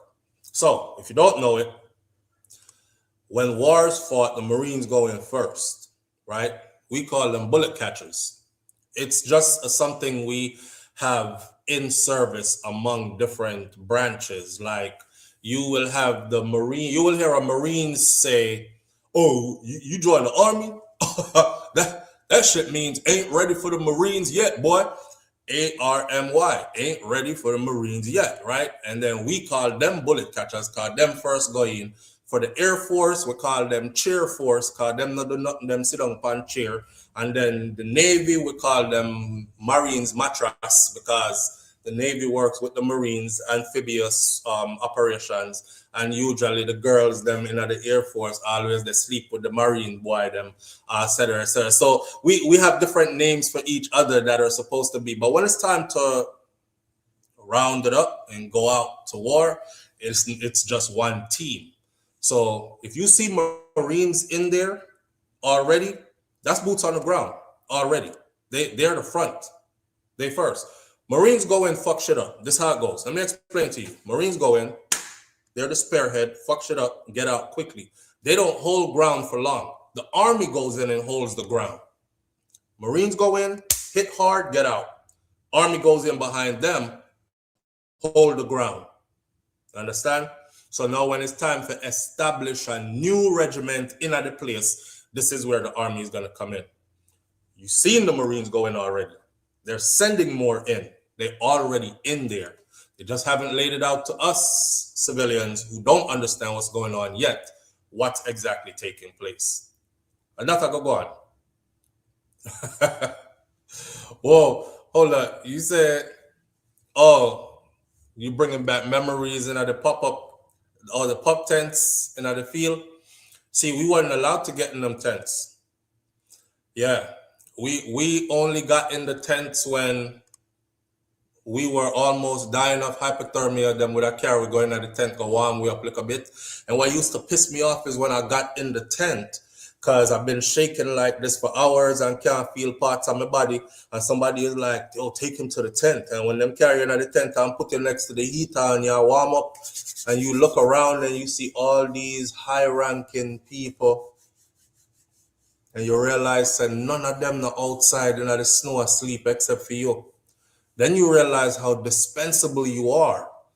And I'm pissed inside. I'm like, yo, they in there eating good. I'm like, what kind of food they eating? We haven't had a real meal in weeks. We eat MREs. Your MRE in our bag. And the bag come with one heater in the bag. And you eat some engineered food that is supposed to, first of all, you bung up, which means you're constipated for a good week. So you won't shit for about a week each time. And then you take a shit 1 week and then you can't shit again for your next week. And these kind of things. Your face is breaking out because your body is holding in your poop. You're losing weight rapidly because you're not eating proper meat. And you're going at the tent to go warm up and you see them full spread big meals. And you can't even look over there. You can't even look over. Fuck you, look at that, soldier. You have to turn your head this way. Very abusive. Very abusive. So the army is not really armying. I don't know what that means. We just have names for each other. We just have names for each other. Ain't ready for the Marines yet. I heard that from a Marine who said when I said I was in the army. S. Diva said, nope. Like bounty killer, angry, cross, I'm miserable if you tell me. Me and me love. What? Lay down. Marines don't always get out. Marines don't always get out quickly. They can stay and hold ground too. The Army can also be first in, depending on the mission. The United States Navy and United States Air Force are often heavily in. Okay, Santi Hustle, you would know. But far as I know, Marines always hit first, right? Not saying that every mission the Marines are going to hit first, but Marines always hit first. When it's a wide-scale war, especially like what's happening now, the Marines will hit first. Not every operation they'll hit first, but Marines will hit first. All right? I couldn't do it. The way I love my belly, LOL. No, man, you would do it. You would do it. Sherrod Brown says, I know all the caves in St. Elizabeth. As a kid, I was like a tomboy, so I know if trouble comes, where to go. Up in the key of them. Hey, all right. Enough of that. We got other topics to talk about this morning. And we're going to talk about the next one should be the prenup, because that's what y'all voted for. You voted for war first, and you voted for the prenup next, right? So we're going to go into the prenup, but we also got to talk about Jamaica and the HIV something, and then the minimum wage and Andrew Holness bowling a 6 for a 9, as my Trini brethren them would call it. You get a 6 for a 9, boy, that means that you get tricked, right? You know, a 6 look one way, but you turn it the next way is a 9 kind of thing. Yeah. So we have those to talk about this morning as well. Let's close off like this. Serious things are happening right now. It's important that you stay abreast with what's going on around you, so you understand and know what to do in case the shit actually hits the fan.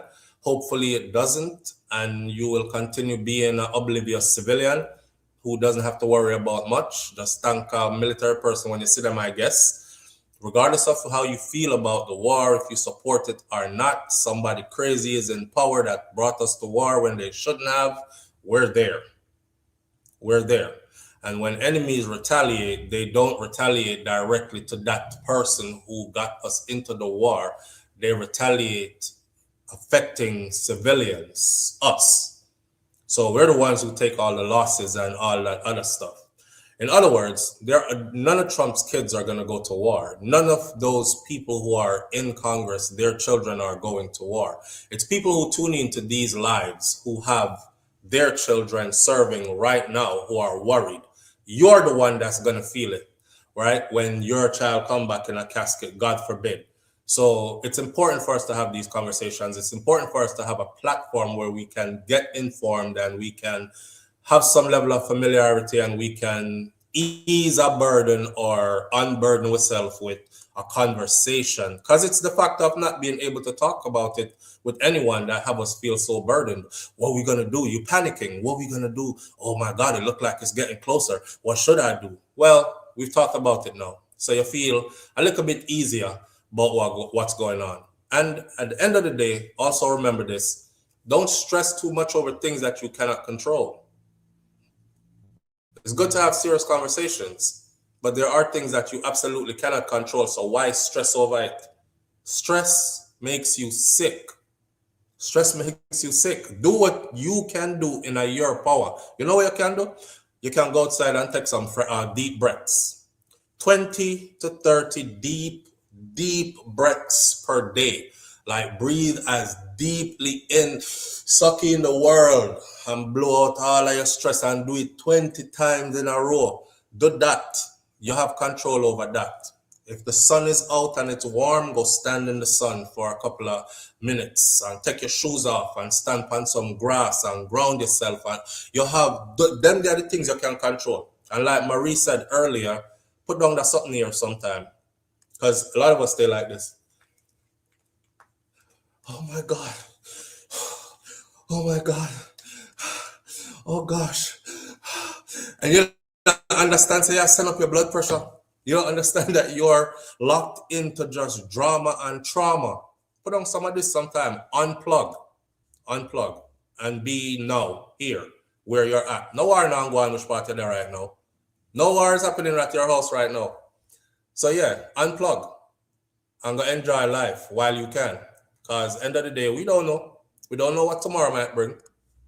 We don't know what these people in power have up their sleeve and what retaliation can happen after they do what they do. We don't know the magnitude of nothing, right? We have conversations, we unburden ourselves and we move on with life, all right? So I don't want anybody leaving here feeling so burdened like, oh God, now I'm depressed after that conversation here. No, lighten yourself.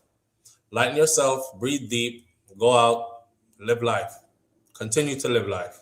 And what is to be, must and will be. On to our next topic this morning. We're going to fly through this one quickly, maybe. I don't know if you know who this individual is, but his name is Dak Prescott. Dak Prescott is a professional ball player. So, story goes like this. Dak Prescott and his fiancée, Sarah Jane Ramos, called for their wedding earlier this month. They called off their wedding earlier this month before it was scheduled to take place. It's been over social media for a couple of weeks now, and I well wanted to talk about this. I just couldn't figure out when to get to it. What, babe? You all right? All right. Things between Prescott and Ramos, who share 2 children already together. You have to follow this story. They already share 2 children together. They've been together for years. Things got rocky for a while. It all boiled over during a joint bachelorette party in the Bahamas. You know, y'all get ready to get married. You know, you don't want her going off sucking dick before the marriage. So, or get drunk at her own bachelorette party. I don't know. Some of y'all women do that shit. You're like, I want 10 strippers with fine bodies because I will never do this again. And you end up sleeping with strippers before the night before you're going to get married or at your bachelorette party. They had a joint bachelorette party. And things boiled over because at the joint bachelorette party, they were having conversations about, well, there's this elephant in the room. Are we really going to go ahead with this wedding? Because the prenup still hasn't been signed. Babe, you signing it or not? Kind of thing. We're told that the relationship had been rocky behind the scenes for months, but things came to a head with a blow-up argument at their joint bachelorette party in the Bahamas. And Sarah, the woman, called off the wedding. At the bachelorette party, she said, F it. I don't even want to marry you anymore anyways. The reality is, we're told the relationship is beyond repair at this point, so the focus will be on co-parenting their 2 children. They have 2 children, ages 2 and 1 that's nearly 10 months moving forward. What really went down? According to one report, it had to do with the prenuptial agreements. Prescott, who's 32 years old, had made more than $296 million in his professional career so far. And he's currently in the middle of signing a new 4-year deal for $240 million for 4 years. That is more money than he had made throughout his entire career for just 4 years, right, with the Dallas Cowboys. So Prescott's fiance, she refuses to sign the prenuptial, allegedly, agreement that had been proposed by his attorneys. His attorneys are telling him, yo, Doc, you got to get her to sign that prenup before you move forward with this wedding. And he's like, I agree. And if she doesn't sign it, I don't want to be married, right? Insiders who are close to the situation said they could not come to a prenuptial agreement. Dak's fiance reportedly then hired her own attorneys to review the documents. And after weeks of discussion, the two sides could not come to an agreement. One person who's familiar with the situation said that Dak proposed that the prenup was not particularly aggressive. His proposed part of the prenup was not particularly aggressive. Prescott's future wife reportedly wanted some level of security for herself in the prenup. So the prenup wasn't very strict. Everyone basically kept whatever they had before the marriage, is what it came down to in the prenup. It was pretty straightforward, dry and cut. TMZ, y'all know TMZ be having a scoop, right? All right. So days before the breakup was announced, Prescott's fiance took to her Instagram page to share a post. I truly believe that you can get through anything in life as long as you have really great friends. And I love these girls so much, is what she wrote. The Cowboys quarterback and his ex-fiance will now move forward, co-parenting their 2 children together to the best of their ability without a marriage. The marriage has been called off. The thing is this, they had been together already for years. They have 2 children together, although the 2 children are pretty young, right? A 2-year-old and a 10-month-old.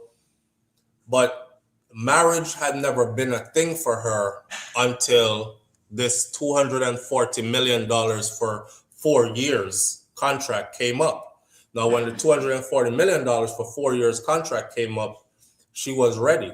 And it said that she's the one who wasn't really worried about marriage before until that $240 million contract came up. Then it was like, it's time for us to get married, Doc. What are you doing? And he's like, okay, we'll get married. I'll have my attorney draw up the prenup and you sign that and we move forward with the wedding. It got as far as planning as to joint bachelorette party off in the Bahamas sailing, and next thing, boom, everything blows up. I can't imagine the woman getting a lawyer of her own. And we already have 2 kids together. So I give you a prenup to sign. You've been with me for years. You've been living luxury life and being well taken care of for years. Why are you getting a lawyer to argue your side of a prenup already? This feels like I'm going through a divorce beat before we even get married, right? So I would have called off that wedding myself anyways. Right now, they're saying City Boy's up. It's a good look for Dak. He did the right thing by not marrying her, while there are a lot of women out there who are saying, girl, you did the right thing. But how did she do the right thing? That's the father of her children. So how did she do the right thing by not marrying him? She already got his kids. And now she's just going to settle for what? Child support money? You know what I'm saying? The girl said, money me I look, how are you there? So y'all remember that conversation I had where I said a woman will plan her retirement and her later years in life off of you? I did it on one of the videos that was my brother's keeper video. And I said that woman, she'll give you kids and everything and still don't love you. She'll just plan her retirement off of you. 2 kids simply means you're in the bag for at least the next 18 years. And whatever money is coming, and somebody with $200+ million, the courts are going to hit him with one of those $150,000 a month child support kind of thing. He doing at least $30,000 a month for each one of those kids. 60 G's a month just for having 2 kids for you. That's wild money. That's wild money. So she'll plan that. And she'll hang around for as long as she feel good, and then just long enough to solidify herself as, I was in that relationship with him for 5 years. Do you know what they say when you go to divorce court about the house? We explained this already. That's the children's house. The children's school, your little daughter's dance classes, your son's karate class, football class, all that. They would have to uproot them and go somewhere else. The judges don't have that. The judges always say, we're not going to uproot the kids because you 2 adults couldn't take care of your situation. So this house, the matrimonial house, is going to be the house that is reserved for your now ex-spouse and the children, so they can stay with their friends that they've made at their schools that they've become accustomed to, and their routines are not interrupted. That is when you marry. That is when you marry. And that's how you always say the married man, you lose him house, right? That's when you marry. So prenups would usually be able to save you if your prenup says something like what his said. Everybody leaves with what they came with. That's pretty cut and dry. Everybody leaves with what they came with. In the meantime, enjoy being with the man. He's a high earner. You're his wife. You have his 2 kids. He committed to marrying you. Unless you planning on having a escape, is why you would be so concerned about a prenup. Because check it, right? In reality, I look at it like this. If you had married him anyways, somewhere along the line, he probably would have tore up a prenup. Somewhere along the line, you probably would have been added to everything. Some people just want you to prove to them that you're worthy of. You know what I'm saying? And you're not actually here for the money and to plan your retirement off of. But the fact that you brought attorneys in to review prenup, that already tells me that this is a business for you. And you trying to secure your pockets on your way out the door. See? Where it's a code is life. The diva unstoppable says code is life. He dodged a bullet. I didn't know it was a morning live this morning. Boy, Sandra, we got up and did one this morning. Yep. Leave with what you came with. I don't see nothing wrong with that. Leave with what you came with, right? Mervyn the Point, Jamaica Curse says, no, your kids at, okay, both of you. That's a business transaction for her. It is. So Doc said, well, and she's the one that called off the wedding, not him. It was she that called it off. Well, he already had a term. It wasn't going to be a wedding anyways unless she signed the prenup. So she ended up calling off the wedding at their joint bachelor and bachelorette party. Wedding done, not happening. I guess we'll just co-parent. I think he dodged a bullet, but I also think she dodged her own come up. She dodged her own come up. There's so much ways to get around it, and she should get her own. She should get her own lawyer. Yeah, Crystal Jean, that's a good reason to not marry her right there. Because for the fact that you think you should get a lawyer, we not getting married. This is my money. I was in the NFL way before I met you. I grinded my way to this way before you. You think it's easy to be a top athlete, to be selected to top universities on full scholarship, and then to go from that to NFL, and then to play many seasons into the NFL before I even get to you? And then you come along and it's like, what? I need a lawyer for a prenup because I want way more than you're willing to give? Nah. If she can't look at you and say, man, he built He literally built an empire before he even met me. And he accepted me into his empire, and I'm well taken care of. If you can't look at it like that, then you don't even deserve to be there. You don't even deserve to be there. But that's the world we live in now, right? And I keep telling men this. Women walk into men things that men have worked their asses off for and think she's going to leave with half. How you going to leave with half and you never helped him to build it? If you helped him to build it, that's a different story. I think you deserve your half. And there are states in the United States of America that are automatically 50%. There's no question. You could go look up what states these are. But there is no question when you decide to get divorced, just know everything goes 50-50. There are states like that. They don't live in a state like that. He trained, he sacrificed, he played through pain, he did all that. He built his empire before she even came to it. So where she go with the lawyer because the man said prenup? And then her lawyers took weeks. So they at home arguing for weeks. And they have a wedding date set. And he's like, yo, the wedding date's approaching soon. You know, your lawyer's still hanging on to the papers. What are y'all going through? Like, are you going to sign it or not? Well, nah, because the conditions have to be that more favorable to her. And he's like, favorable what? It's you leave with what you came with kind of situation. Nah, I want securities for myself.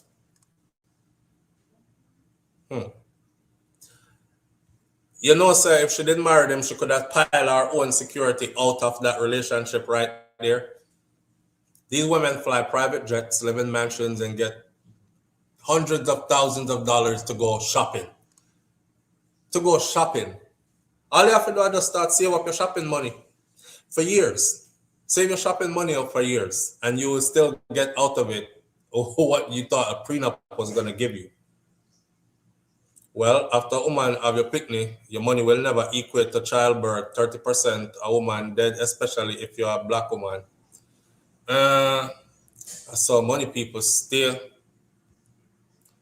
I don't know, man. I think he made the right decision. I saw some people still didn't have a pot to piss in. I know they want to be left with your toilet. Yo, SD must say, I saw some people still they didn't have a pot to piss in, but now them want left with all your toilet. True. Where is she now? She's out there now.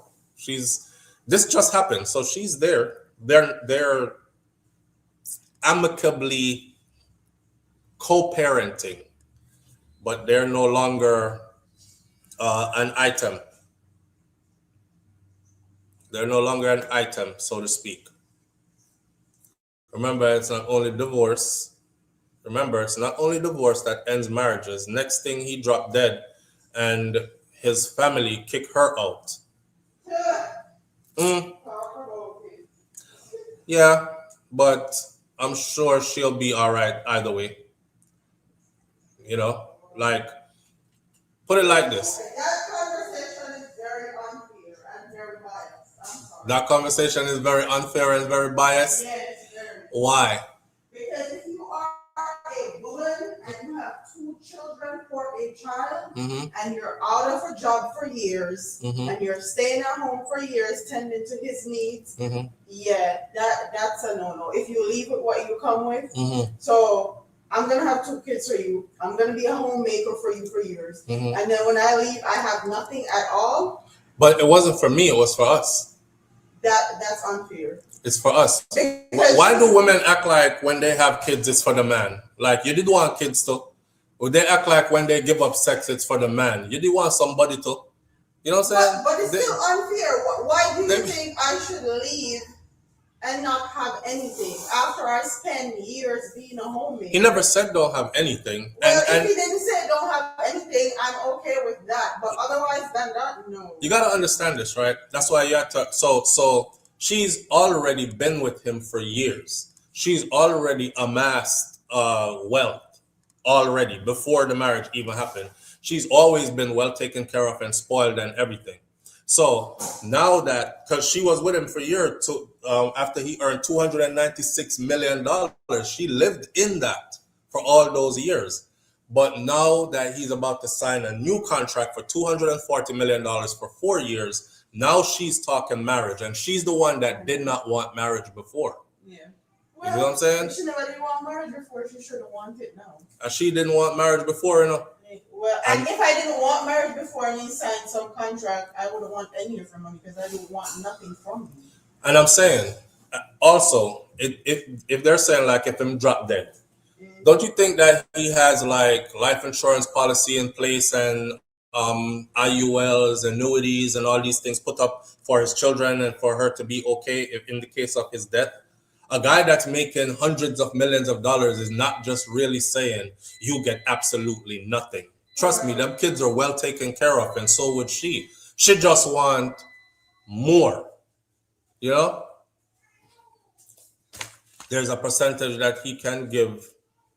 There's a percentage that he can give her, but no woman is entitled to what a man earns. That's nonsense. And I agree with that nonsense. You know, a good man is going to look out for his children and for the mother of his children regardless. No, you know what I'm saying? And she's been living in the lap of luxury. So her situation is not the average woman's situation. And the thing is for us too, we are thinking about 9-to-5 workers and man get divorced and leave the woman with 2 picnic. We don't know, not one person, not one of us in here knows somebody who plays on this level. $296 million and 40 million, 240 million in 4 years. This is out of our ballpark for us to even be discussing, to try to wrap your mind around how these people live and how them function and stuff like that. You know, the courts would never let him do it. He can't just drop dead and the kids get nothing. It's never going to happen. It's not set up like that. There are things there to protect her and the children. So, you know, are we with the broke people mind? Oh, him can drop dead and our family kick him out and these. But it don't go like that. It don't go like that. I think she made a mistake. I think she could have gutted if. All right, check this out. If I was a woman who was after the money, I wouldn't sign the prenup. It's cool. I already got it set in my head that you want me to leave with what I came with. Cool. I'm not signing it. I love you. I do. Down the aisle, I already gave you 2 friggin' kids. I'm gonna make the picture look good. I'm married to the man who is the father of my 2 children. In the meantime, I have years in that marriage to pile up my own wealth using all the resources I can get my hands on from that marriage. You understand? So there's more than one way to skin a cat. Whenever I hear them people that say that from back in the day, there's more than one ways to skin a cat. There's more than one ways to skin a cat. She just wanted to go at it straight up. Like, oh, you got a prenup? Let me get my lawyers. Then the man are gonna say no. But if you're in there, that's like you on the inside of the house where all the valuables are. So now you can really start think, I wanna rock Dak. His name Dak, right? Dak Prescott. I wanna rock Dak on my hand. I wanna rock my wedding ring, right? 2.5 mil. He's like, hey, she ain't signed no prenup. This my woman, blah, blah, blah. Anything for my baby. 2.5 mil for my rock. My wedding ring alone. Me I lock that in a one CFI bank and put on one replica wedding ring from Amazon for $50. I got at least $2 million right there already sitting. That's just for that ring. Like Paris Hilton. Paris Hilton does not wear the family heirlooms. She put them on set. They take pictures and then they have replicas that she wear out when she do carpet events and everything like that. Those are worth hundreds of millions of dollars. People think she's walking around in the original. Like, you can't style this any which way. That's why I be telling y'all all the time that women are way more powerful than they think they are. But a lot of women enter with emotions and then X themselves out the game. If I was a woman, this is logical thinking. I'm subtracting all emotions. All right, Doc. I don't want to sign a prenup either, baby. I love you. Prenup means nothing. In the meantime, I'm gathering up. And this is my just in case stuff. Now, in case we stay married all life, and then I'm well taken care of anyways. But if we don't,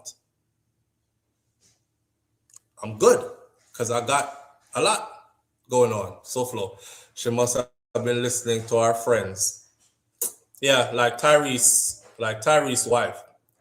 Tyrese's wife went on that interview and cried and said, if I had like different women, different people around me, if I y'all saw the interview, she said if I had like different people around me, if I had like older, more mature women who had been married for a long time around me to talk some sense into me and tell me something different, I would have never filed for a divorce from my husband. I would have still been married to him today. And she said, if he asked me to marry him again today, I would do it all over again. And Tyrese did an interview right after that. You wicked bitch. You're the one who I met. You had on a $5 sundress.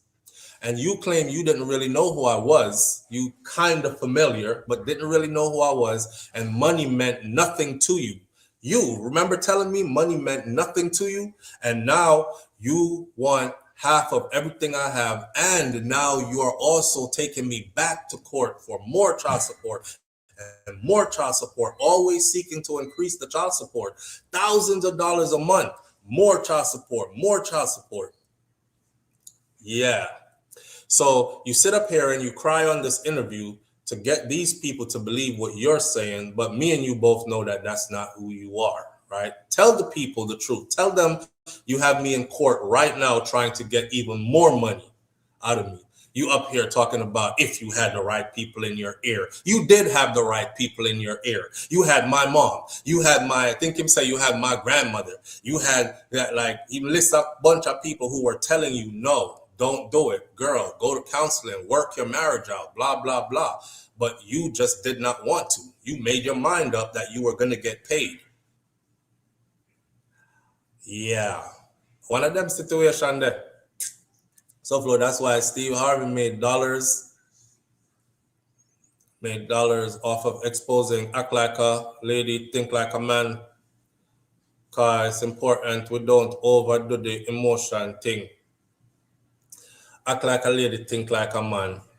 I think that book ruined a lot of women.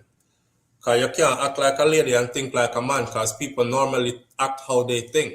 So what we ended up with is women who were acting like men because they were thinking like men. After you told them act like a lady but think like a man. That's like telling me act like you straight but think like a faggot. I'm going to be, or think like you're gay. I'm going to be acting out like I'm gay because that's what I'm thinking I am, right? You want to see the maths behind that? So yeah, he made a lot of money selling a book, but I never liked that book. I never liked that book at all. It didn't make no sense to me. You act how you think. That's why it's important to guard how you think. We can't tell people to act like something and think like something else. It don't work so. Act like you're honest, but think like a criminal. No, soon you're going to be doing criminal things because you think criminal. You know what I'm saying? But again, he sold that many books because here goes women with their emotions and they're able to get sold into that. Just like how Beyonce telling about to the left, everything you own to the box, in the box to the left, and I could have another you in a minute. And I talked to our man boss, I could have another you in a minute. I boss everybody after that, the woman them, I run through man after man. So what? On to the next one. Bye. I could have another you in a minute. Come pick your clothes up. And them just go through man, go through man, go through man. What was Beyonce doing in the meantime? She going to marriage counseling. She making sure her marriage works. She's staying with the same one man she been with forever. While them are selling of them something that act like woman, think like man. You put a ring on it. That's this, that, and the other. I could have another you in a minute. You know, when Nicki Minaj say, "Fuck his best friend and make them your yes men." If him hurt your feelings, that's what you must do. Yet still look who she done with her. She not left him. And she, no matter what you wanna say, oh my God, he's a sex offender. He has a dish. She's like, and so what? I don't care. This is my love. This is my, all right. Live on the air with SouFlo. Good morning. Good morning. How you doing, Bob? Me good so far, and you good? Yeah, man. No complain, and it's not worth it. Oh, kind of bag the pass over your head to go the pass keep them out of your head.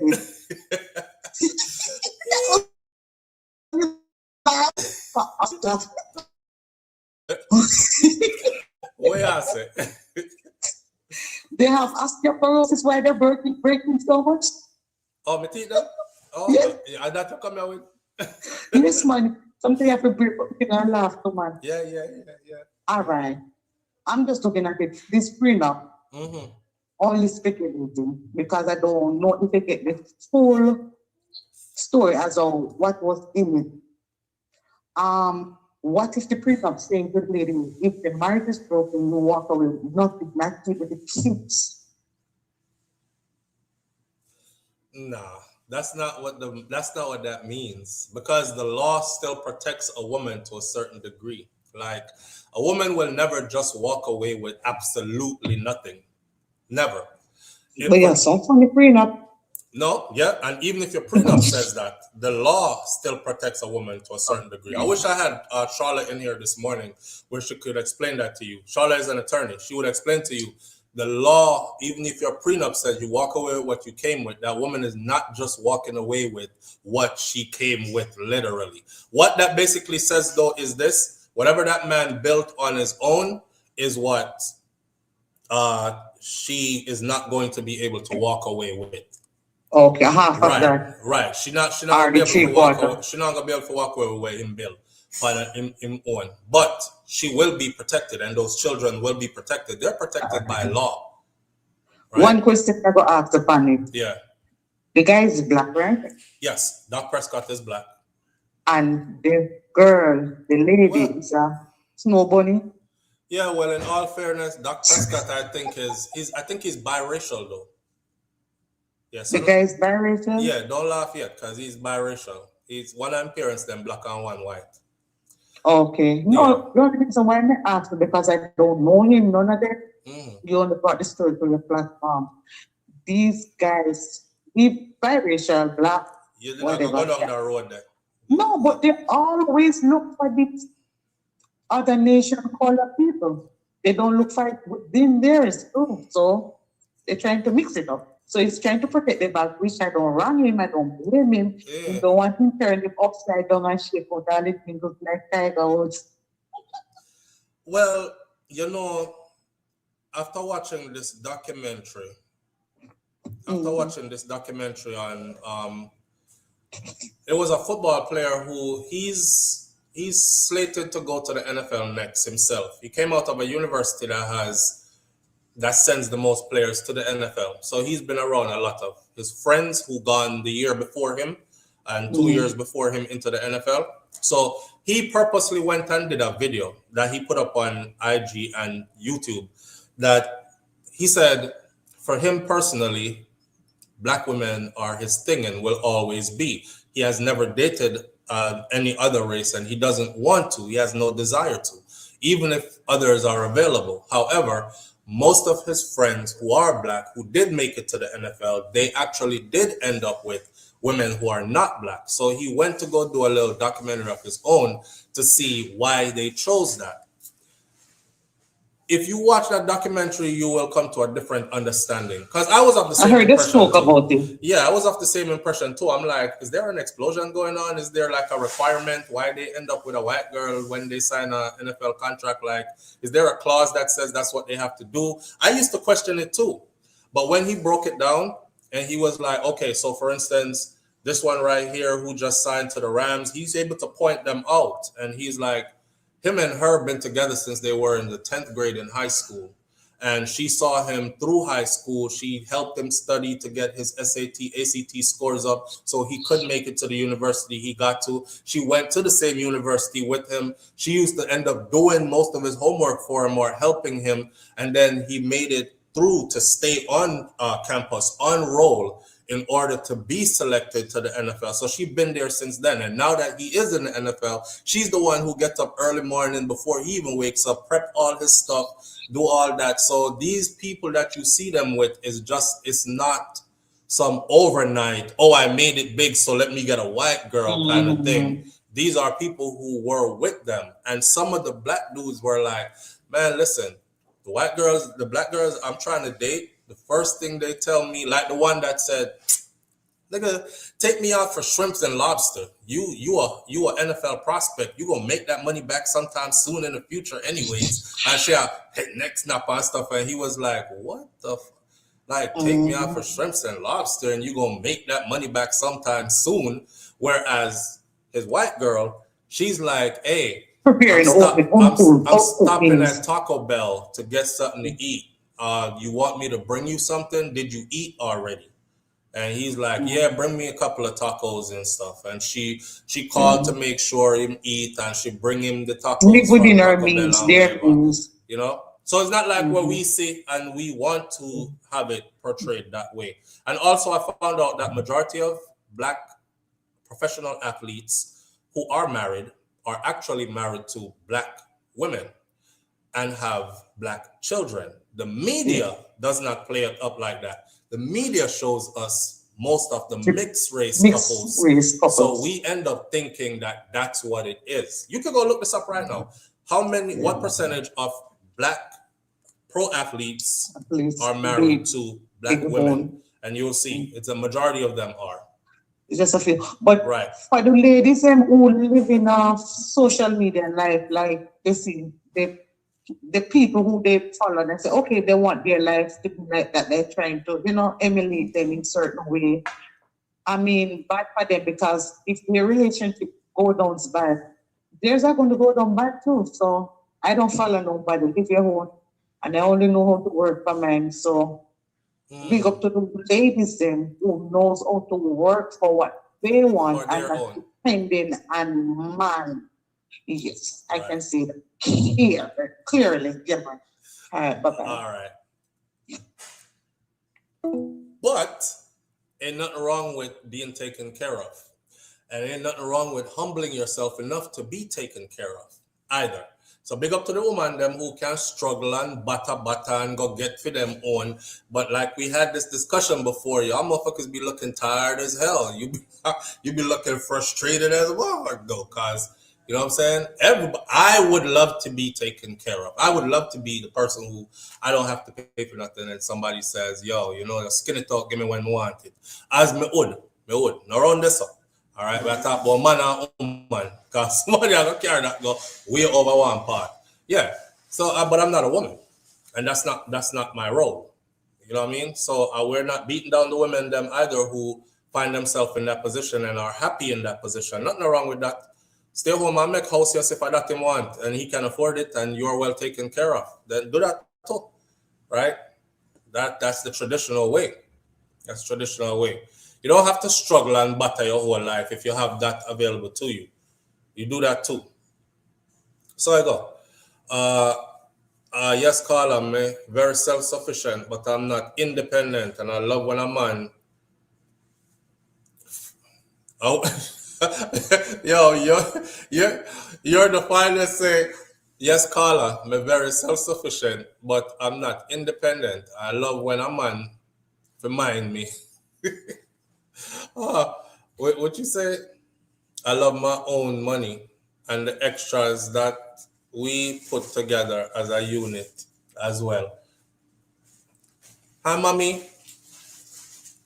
Hi. Can I come here? Let me show her. You don't want me to show her? Hi. Hi, Papa. You want to come say hi? Yeah. Come. Just don't knock over my light. Just turn the light. Yeah. I don't know, big deal. Careful, Pop. Oh. Shakira, she not used to going in the kitchen, so she go in the kitchen and burn off her whole hand. Because I'm me usually in the kitchen, everybody. I me do all of the cooking and everything. He's lying. I help sometimes. Hi, mommy. Come say hi to these people for me. Say hi, Papa. Hi. You just stand up there, look so. You all right? Yeah. All right. You can't cook rice, so I'm going to cook the rice. Hi, girlie. Hi, you want to come say hi? Yeah. All right. Look, you should not look over there. So look, mommy. Look, mommy. Hi, everybody. Manaya. Hi. She's so tiny. And this is Nika. For the people them will say, what I say, babe? You're gone left your other picnic them. Y'all so dumb. Y'all see me with my kids all the time. So this is Nika. Nika is the oldest of the girls. Right, baby? Yeah. All right. This is Nika that I be bragging about all the time. Nika is a gifted student, a straight A student, and all of these other things, right? I have a surprise for you. What you do? Yeah. Okay, mommy. It's not a surprise if you give it to me in front of everybody. Oh, yeah. Jeez. I can wait. All right. And then this is Manaya. Say hi. When it's just a picnic, I'll stay a little long. Say hi, everybody. Me soon talk. Don't worry. Me soon talk. You true? She's trying. She's chilling. She's very quiet. Unless she wants something to eat. She want when her mother breast them for suck on or something, then she'll make some noise, but she's not noisy. She's not a noisy baby. No, still like Kai. No, Kai used to bawl. Kai used to bawl like somebody had killed him. Okay? He used to cry like somebody was killing him when he wanted some titties or he wanted something to drink or eat or something. Very uncomfortable. Yeah. Or uncomfortable. Kai used to just cry for anything. Every and anything. And he still stay the same way. We actually call him Cry Cry Kai Kai. Because the boy cry a lot. She has some morning thoughts already. Not true? She has some morning thoughts already. All right, so everybody come out and let me know. You want to come take our babe? All right, say bye, everybody. Bye. Bye. Are them people here buy up the whole heap of something them give you when you're that man? Okay? I love you. Okay. Go, boys. Everybody is so I got it. Bye, mommy.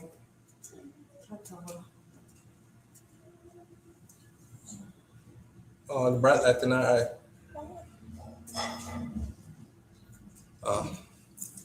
Yeah. Yeah. What you say? She look like you, SouFLo. Nans, we just love you for that comment there. I just love you for that comment right there. And that one here.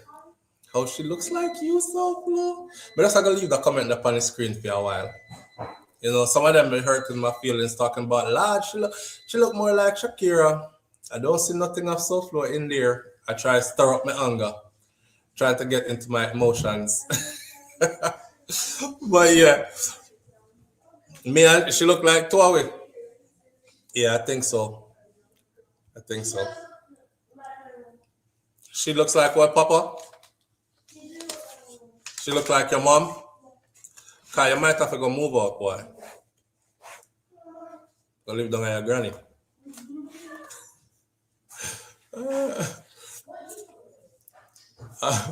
Somebody said, don't make him head swell, Nance. Oh, man.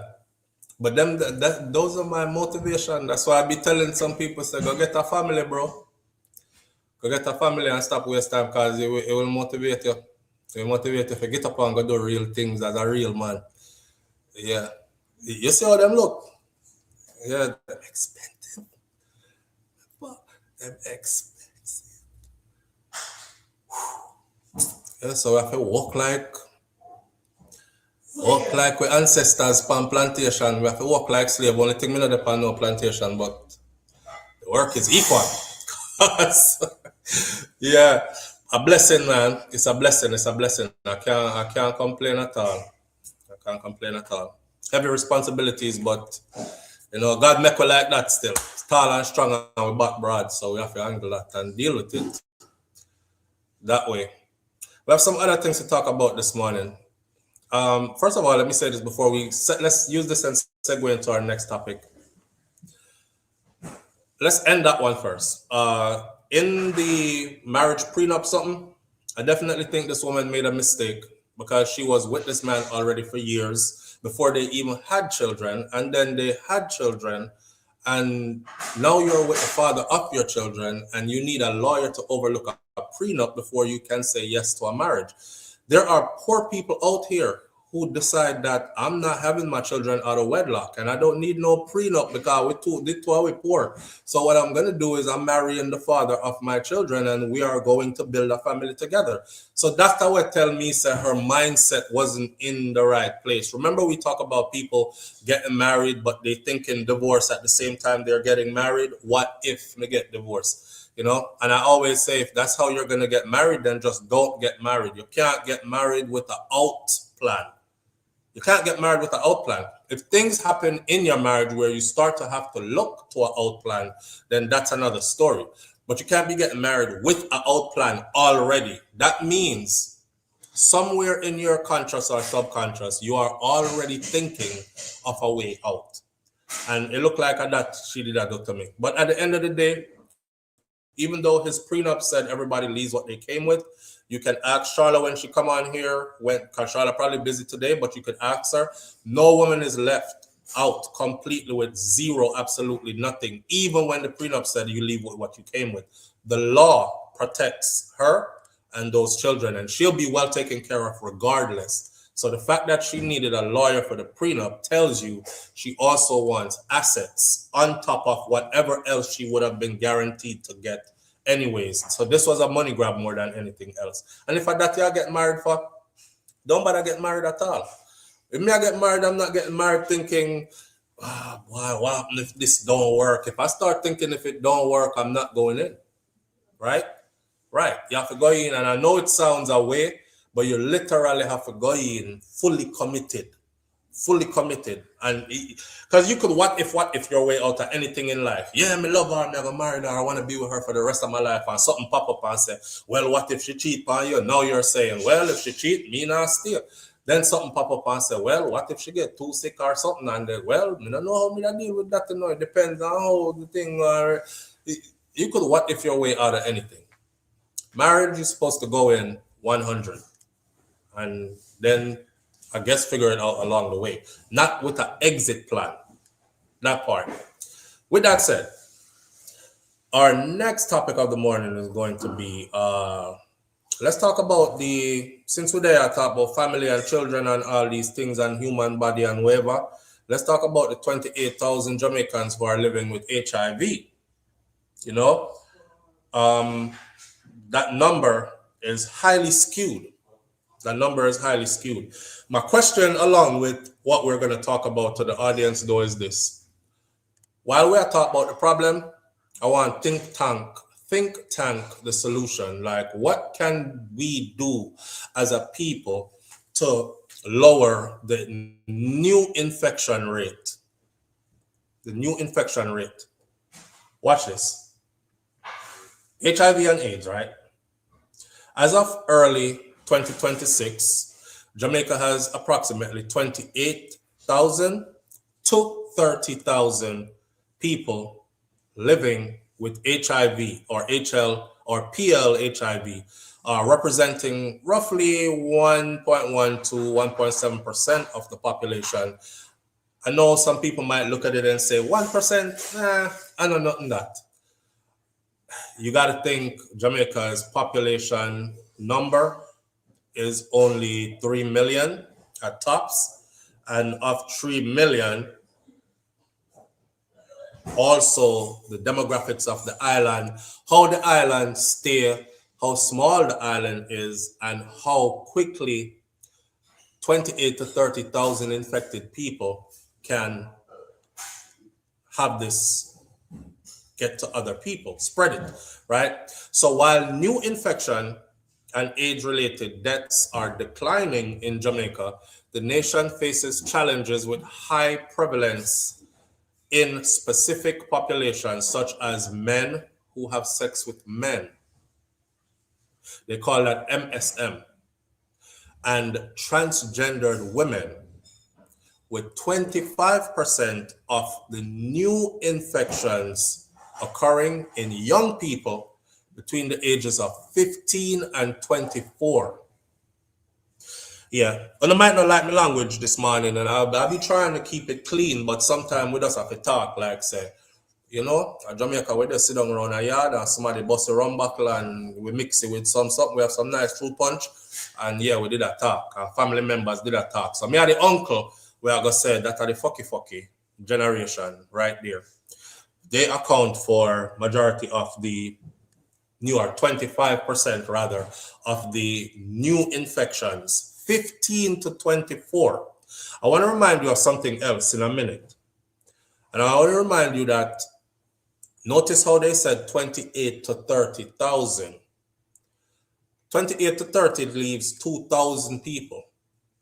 This is who they know, who they have documented that they are infected. This is not who don't want to know so them infected, has never been tested and has no plans to get tested. This is not those who don't care about their status because them think bush tea are gonna heal them. This is not those included who think Obi are gonna heal them. This is not those included who think changing their life and going to get baptized and going to church and praying really hard is going to heal them. Them not included in this. It is also said that, listen to this,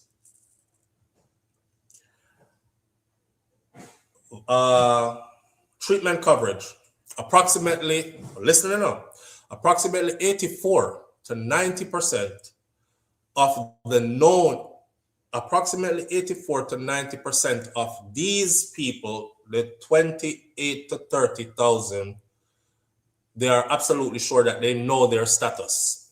However, estimates indicate that only 16,100 to 16,500 of these individuals are actively retained on antiretroviral therapy. That means of 20 to 30,000 or 28 to 30,000 of those who they have recorded as infected, only 16,100 to 16,500 take medication for their status. Subtract 16,500 from 30,000 and what do you get? That's a lot of people who know, so them have it, who no want no medication feet. And I know that they have medication today that is so good that it could actually bring them to the point where they go get tested and it says that they're not carrying the virus. But them are carry it, you know. But the medication works so good that it is suppressed so far that they feel like or look like on tests that they're not carrying the virus. Yet, out of 28 to 30,000, only 16,100 to 16,500 are on antiretroviral medication. So, wow. The word is wow, right? Now, mind you, I think the number is way more than that, because if them into clinics to get tested and they've been tested, then what about the people who don't get tested? What about the people who said they don't want to know? There's a lot more of those out there as well. I think it's important for every Jamaican to know this, because in Jamaican culture, we still have the, pardon my language again, but we still have the fucky mentality among us. Even in 2026, a lot of people think that AIDS gone, like it's a thing of the past. Them things are something where it exists in the 80s and 90s and 2000s, early 2000s, and it don't exist anymore. And HIV is very much here, and AIDS is very much here. And it's very much active among our people, and it's very much taking out a lot of people still. And our behaviors have not changed. Thief, peace. I know you have your man, but can't some come give me. I no business if she have her man, dog. I want some still. Them kind of something there, that's a part of our culture, you know. How we move, how we behave. The cheating something, the tech piece anyway, kind of something. That has led us to where we're at now. That has led us to where we're at now. And Jamaica, it is said,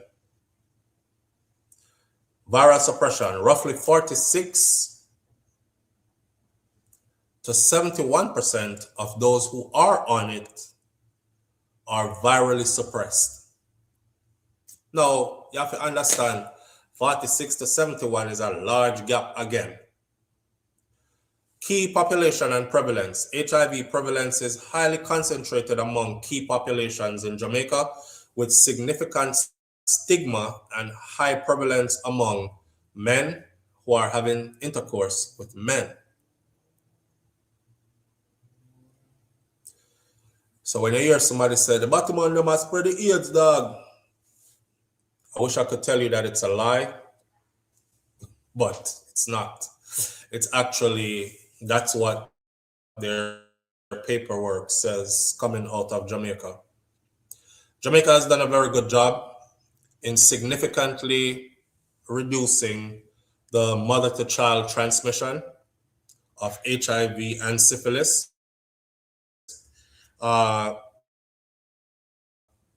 And as far as regional context goes, Jamaica is one of 4 countries contributing to 90% of new infections in the Caribbean.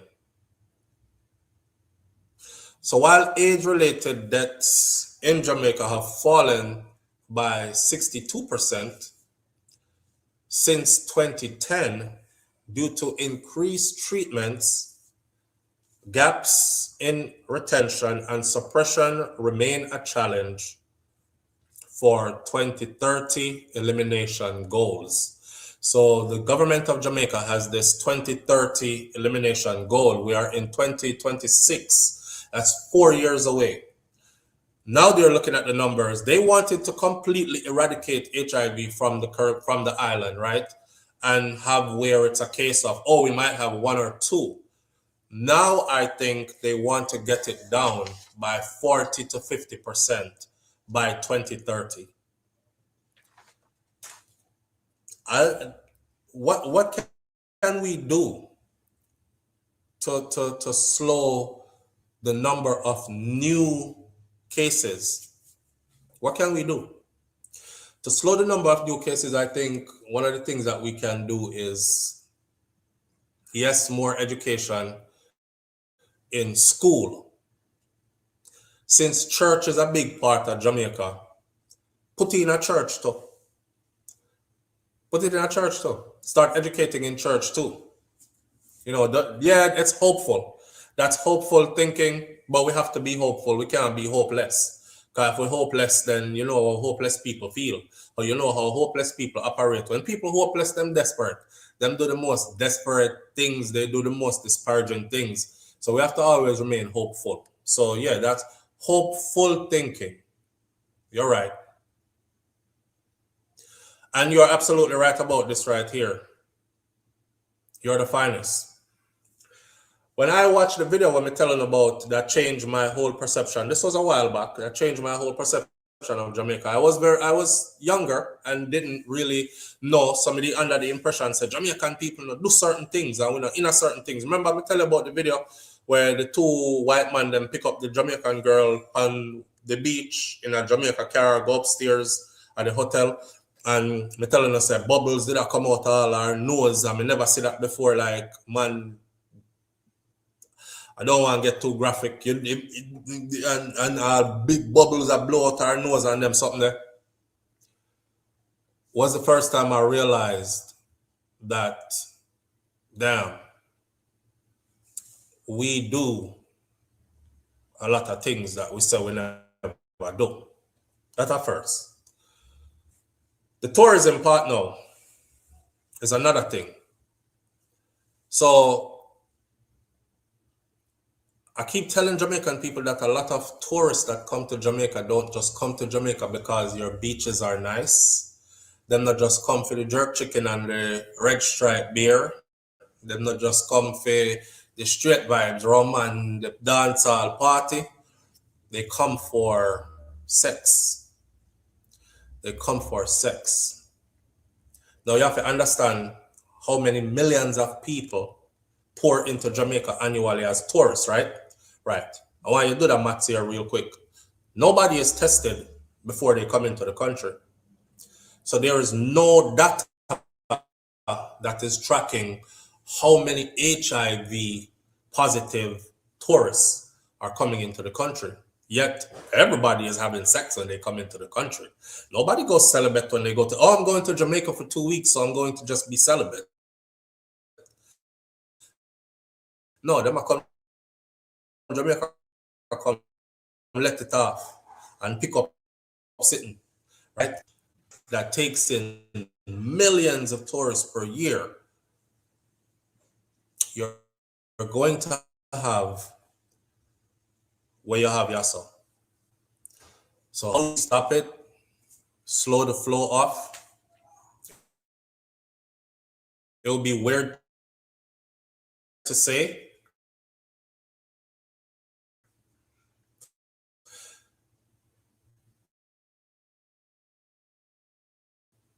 We could think of weird things and say stuff like, how about a recent HIV? A recent HIV test is required before you can enter Jamaica. You're alienating the people who want to come to Jamaica because, you know, you single out people. If you're HIV positive, you can't enter, kind of thing. I mean, we're caught between a rock and a hard place right now, you know, when it comes to this. And people should be checked before entering. If we are trying to get our numbers down. I agree you're the finest, but I don't think that's going to work. I don't think that is going to work. It could be a part of helping to get it down. But are we willing to deny entry to people who are HIV positive? Are we willing to deny entry to people who are entering Jamaica HIV positive? Your paperwork say you're HIV positive, don't bother booking a trip because you can't come. No, we're not. We're not. So between tourists, between our secret lifestyles that we live, all the things we do that we tell people swear upon the Bible and God say we don't do, all these things, that's what's coming to bite us in the ass now. And our looseness and greed, wanting to keep up with the Joneses. Because we have the internet now, right? So you have a population of people who feel like them deserve to live like people in America or people over here. We talked about this already. When me I grew up, we never have internet and them something there. So we never care how people in America live.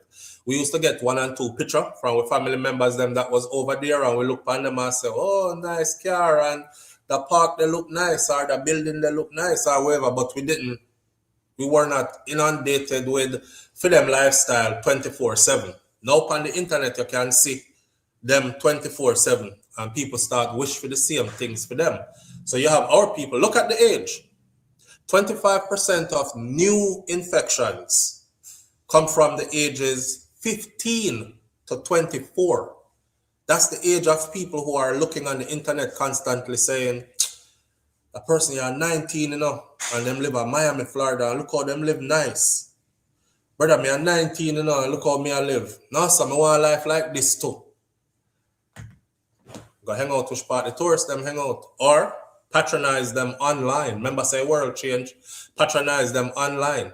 Remember, me telling about this before. You see some of these young people have money and them have no job, and you wonder where they get it from. A virgin said to me the other day, and said, SouFlo, you know, remember, so we have internet. You know, so people are skinny out on the internet. Them just tell people to throw something in them cash app. And them go camera to camera. Them same people that end up getting enough of the camera to camera and want to come flying out of the country. So them link with them. Yo, I'm going to be in Jamaica Monday. I'm staying at an Airbnb in so-and-so. Come see me. And okay, I'll be there. See you. Whatever. Somebody this who always did I put $100 in your cash app and or your PayPal or send it MoneyGram or whoever way them want to give it. or whatever, pay your you can't even pay people on Facebook now, which I didn't even know of, and Instagram too, which I didn't even know of.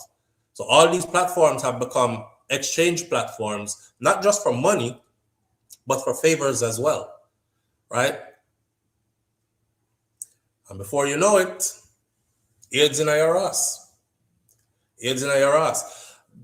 When boy, me see man them do the girl away, and the two of them did raw and a one girl, and me I said to myself, say, yo, this is exactly how it comes into the country right here.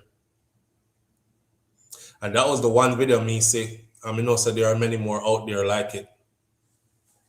People do them things and then go home to them partner who lived in Jamaica or other Jamaicans who live there after them catch it from what them do with tourists to get money. There's no way to stop it. There's no way to stop it unless the minds of the people change. The mind of the people them have to go change. Yeah? More people have to go start. So I value myself. I'm not gonna just dash out for no tourists, nobody, or not even tourists, just among us even. You don't have to go out and party and get drunk and sleep with a stranger or ride some strange man or some strange girl or something like that. You don't have to be so frivolous with your body. You know what I mean? Back in the day, we did have something when name what song do you call again?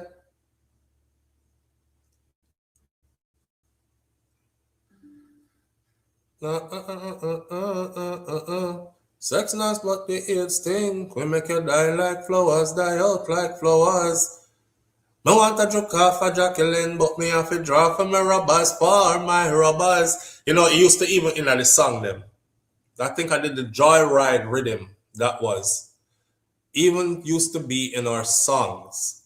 Me want to drink off a Jacqueline, but me have to draw for my rubbers, for my rubbers. Sex nice, but the AIDS thing will make you die like flowers, die out like flowers. You know, see when time you pick flowers, flowers look pretty and rotted. You see how fast them dead? Yeah. So even in the music today, them can start implementing a message in the music today. Protect yourself. Don't ride raw. All these other kind of things. Because them used to put it in our music before. They actually had campaigns before, back in the day. Them campaign, there was anti-AIDS campaign and sex awareness campaign. And, you know, remember them time there? Now, every song me hear. Wifey day here yesterday I play medley. Dancehall, reggae music, medley, videos, medley. And almost every dancehall song that got played was, so till me even said to her, me said, damn. Me said, every man I get hood suck and a shot boy in the face with big gun and these things. Like that was the two main prominent topics in almost every song. In almost every song. Nobody's talking about protecting themselves no more. Them are talking about what women do with them throat more than anything else. And not even mouth and lip again. They got down in that throat now. And throat back. Nobody's talking about, you know, be careful anymore. Nobody not talk about none of them something no more. So maybe they could do that. Some education goes a long way. Some heightened awareness will go a long way. And that's all we can do. Anything after that is going to be left up to the individual, whether you want to get sick or not. Yeah, and that is that. So I just want y'all to be aware, because most of us in here do go to Jamaica to play. Most of us in here do go to Jamaica to play. Me are not one of them, cause who me I play with me, and then come with me and then left with me. But look how we go to Jamaica to play. I want you to be aware that. Not and for the people who are going to say, you always talk bad about Jamaica, hear you. Like, foreign have whole heap of AIDS case way more than Jamaica. Yes, we know. Foreign have way more AIDS cases than Jamaica. 50 states here. Hawaii, 51. States there here. A whole heap more people. You can fit a couple of Jamaicas into state of Florida alone. We know. And them have whole heap of cases. We know. We're compartmentalizing. And we're talking about our beautiful little island, Jamaica, and Wagwan there, right? Because enough of we live outside of Jamaica don't really know Wagwan and Jamaica. So people tell themselves, say, them something here, like, they don't want nobody in Miami. you live in Miami, right? Me no want nobody in Florida because one of them have AIDS. You wait till me go to Jamaica go dash out. I've heard people say this. And them go Jamaica go dash out raw. And then when them catch it in, them don't know which part them catch it from. And Jamaica, you catch it from. Because you thought that it's not happening there too. It's our ignorance that we think it's not there. Why it keeps on growing there. So it's important to have these conversations to make people know that it dead there.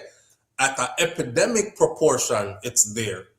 And once people start to be aware that it's there, listen, if you're not aware that 1 in every 6-7 persons around you is HIV positive, you will be out here going like a wild rabbit until you catch it.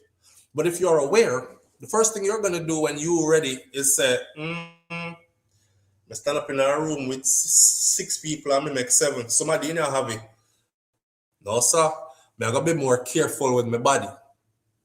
So you have to be aware. The conversation raises awareness. All right?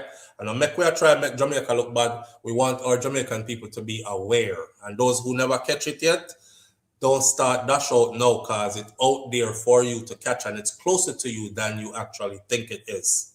That part. All right? All right. Well, our last topic for the morning now that we're going to get into. But just sidestep this real quick. The last topic for the morning is going to be the minimum wage with Andrew Holness and what just happened with Jamaica's minimum wage. But before we get into that, be prepared for the conversation where Mutabaruka said, this is just a segue, not an argument.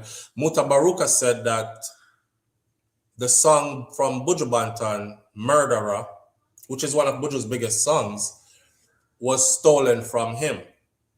Remember, murderer, blood upon your shoulder, kill I today, you cannot kill I tomorrow, murder, your inside must say hello. Yeah, him say is him, Buju thief that from. We'll have a full conversation on that later. I also was watching, somebody sent me go watch Teach Them interview, and Frankie Sly, boy, he has laid claims to being involved in quite a few of Buju Banton's songs. But when they got to the song Deportee, which is another one of Buju's biggest songs, things change, no one says sell life hard. Why you never send a penny come my yard? You're rich, you spend the whole night abroad. Squander your money now, you're living like dog. Why get the poor come down in a one pants? The man said not even one line of that song Buju write. Not even one line of that song was written by Buju. And he went on to explain that he was in Trinidad and Buju was actually in Texas at the time. And him and Wayne Wonder is a youth who used to show off on them after him leave Jamaica. Must he come up here and get in a trouble and then dip him and him come back with him scandal bag with him one pair of clothes. And so him and Wayne sit down and write the song. Him say them write the song. And because they were such good friends at the time, them used to exchange songs because Buju did give him ideas for his songs and stuff, but grab it up and all these other things. So him said nothing never too good for your friend. So Buju said him like the song, so we give him the song. But him never write not even one line of the song. We're going to leave that for another day though, where we will go deeper into these things. Because some of the artists, them, we feel like them write the song them, and then another thing is we're wondering how come their relationships have fallen apart with people who played such a big role in their where they are today as icons, right? I don't see Frankie Sly and Buju Banton doing any combination, collaboration, and these kind of things out there. I think if that's the case, and them people that did write them kind of song they give, those are people who you should always be collaborating with and staying close to throughout your entire career. But then again, other things might happen where relationships get fractured. However, let's get into our last topic this morning though. Our last topic this morning is the Jamaica minimum wage. So, the Jamaican minimum wage. Andrew Holness said during the election, remember election just run not too long ago, and he won another term. Andrew Holness said during the election that he will be increasing the minimum wage by $2,500, $2,500 come July. Of course, that's speaking to the, don't get offended when I say it, people, but a poor people work minimum wage job. So that was speaking to the poor class of people to get their votes, right?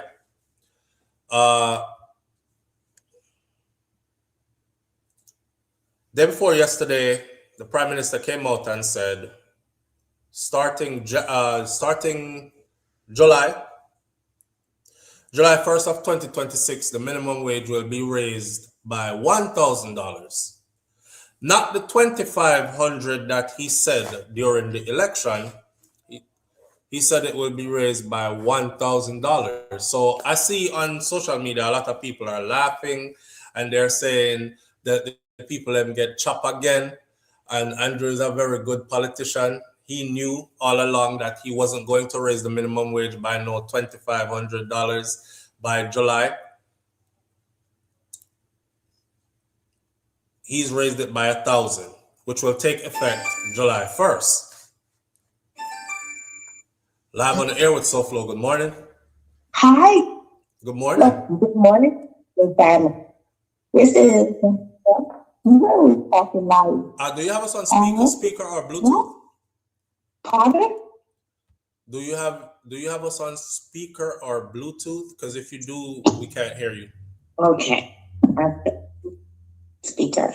Okay. How are you doing? Great. How are you doing? I am awesome. Thanks for asking. Awesome. Hopefully you're awesome as well. Yes. Yes. Is it doing that thing? The Bluetooth thing or whatever. Is it what? Making that sound. No, you're good. The background noise. Okay. Yeah. Right. So yeah, I'm watching it live and it's very beautiful today.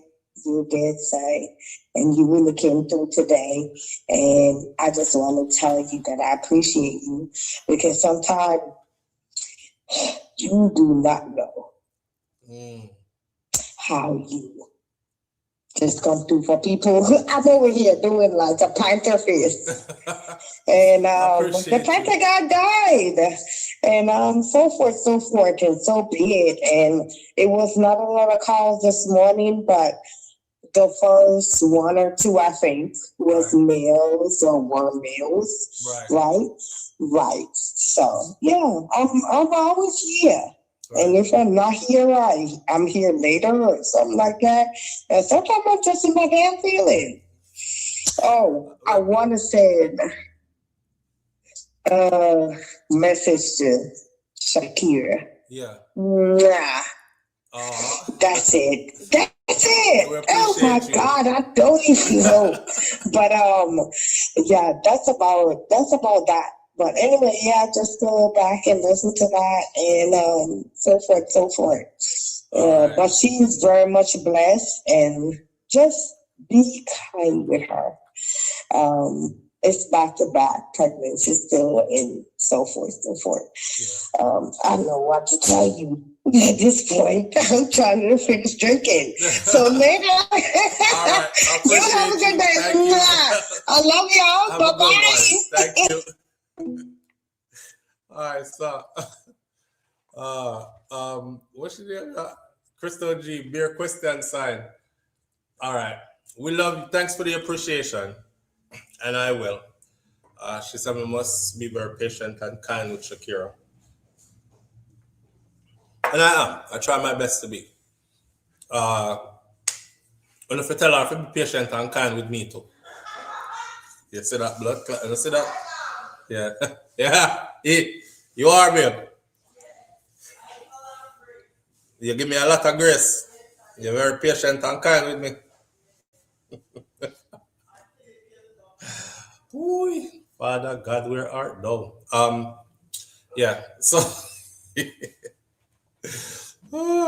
where's a BM? Happy people, right? Nothing wrong with that. Yeah, we talked about that before. Just allow people to be themselves, man. We don't try pigeonhole nobody, and we don't all act the same.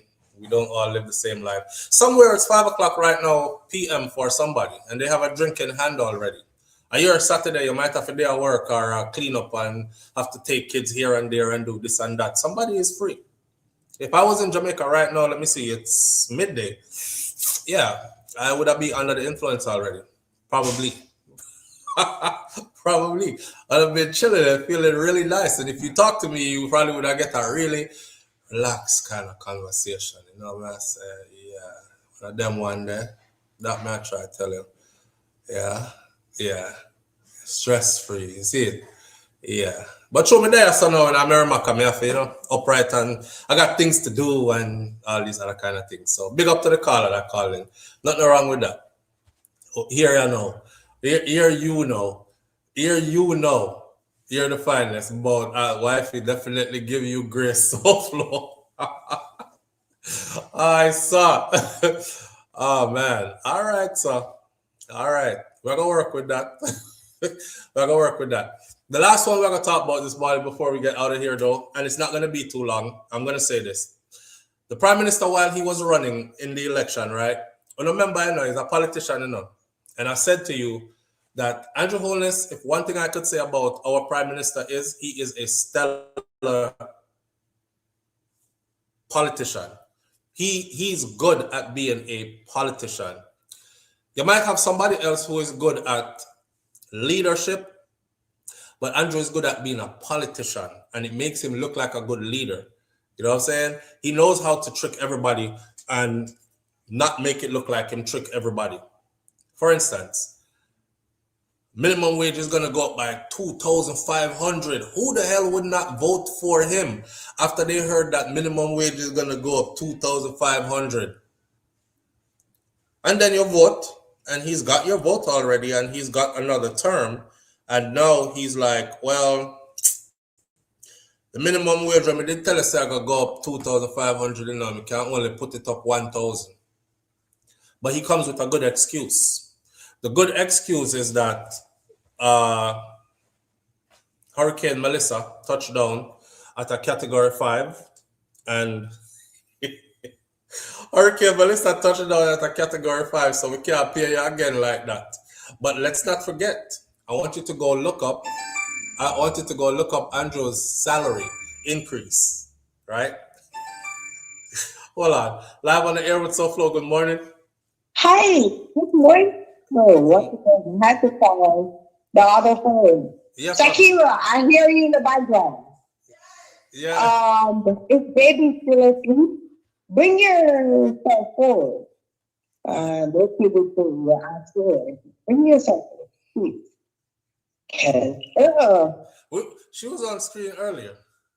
Yeah. She got one breast out right now, baby on titty. Oh, baby on titty. Yeah. Okay, see it. Why is my titty moving? The baby is That's breastfeeding. me. I don't have no baby. But Shakira, be careful and be very careful with social as well. If his name is Andre, be careful with Andre, please. Okay? Be careful. She said, be careful with the baby, especially with laying down and all that. Oh, yeah. Yeah. We doing that. When this thing, cause in the season, God love it that. Big up yourself, family. And big up SouFLo. All right, big up. Yeah. Bye. Here, BM said, please don't overdo it, lady. BM, not easy. Where all the money from hurricane relief? Okay, so that's what we're going to end with this morning. And that's the same thing I was asking Dorothy. Where's all the money from hurricane relief? Because all the money that will come in is not, that is more than enough money to fix infrastructure that was damaged. You know what? They act like the entire Jamaica was hit with this hurricane and the whole island did mash up. And it wasn't. It was only damaged severely in two sections. You know what I'm saying? So all of this money, billions of US dollars, hundreds of millions in donation and then billions in aid, and this man take a big old pay raise and come tell the people them say,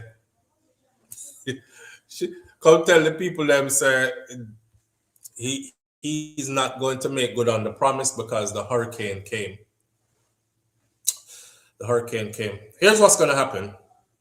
You will get that raise. You will. You will get the next 1,500 when the next election comes around. That's when you'll get the rest of it. When the next election comes around. Andrew, not a fool. Andrew put you upon notice that there is 2,500. I'm not going to give it to you up front though. I'll give you one now. And then I'm going to show you how much of an improvement we've made. Little later, I'm going to say the economy has improved so much, I'll give you a next 500. That's 1,500 now of the 2,500 you were promised, right? Even though you don't get it on the date you were promised to get it on. And then as the election draws nearer, there'll be another $1,000 raise to the minimum wage. And now you've got $2,500 new added to the minimum wage. The minimum wage is still, I believe, $98 per 40-hour work week. Yeah. I don't know who I work for $98 a week for 40 hours of labor, but the tourism sector, I have a message for them. For the hotel managers and hotel all-inclusive owners, they've sent out their mouthpieces to say, this is the message that was put out.